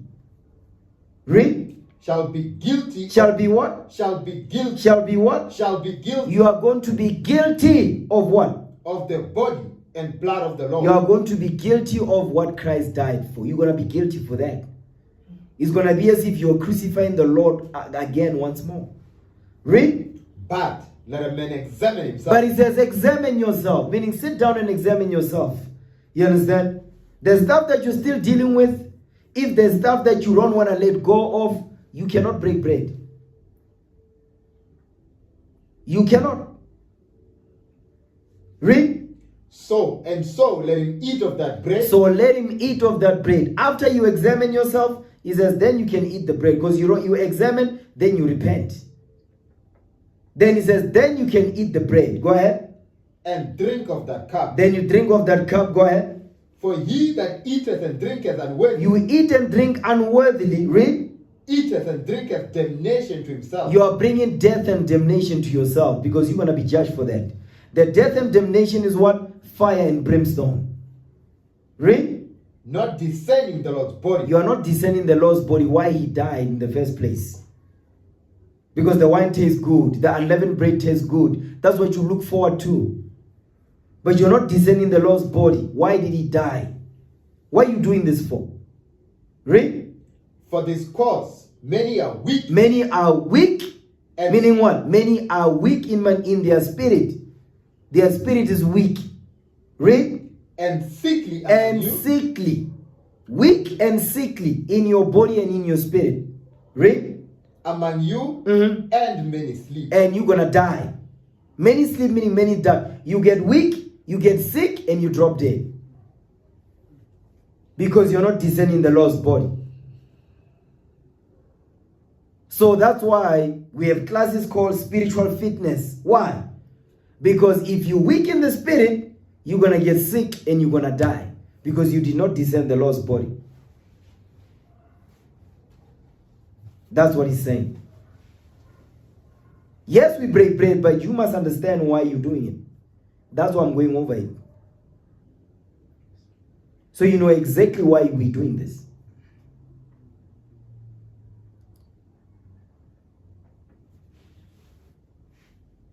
You have to understand that. So new brothers coming in, they cannot break bread. New sisters coming in, they cannot break bread. They cannot take the wine or the bread. When we break bread at that point, they can't do it. And it will be to save their life. Until they're ready. Until they say, I'm making a decision, I don't want to do this no more. And I'm moving forward. Yeah, down okay. Then you know what you're getting yourself into. Okay, let's give the Lord a hand.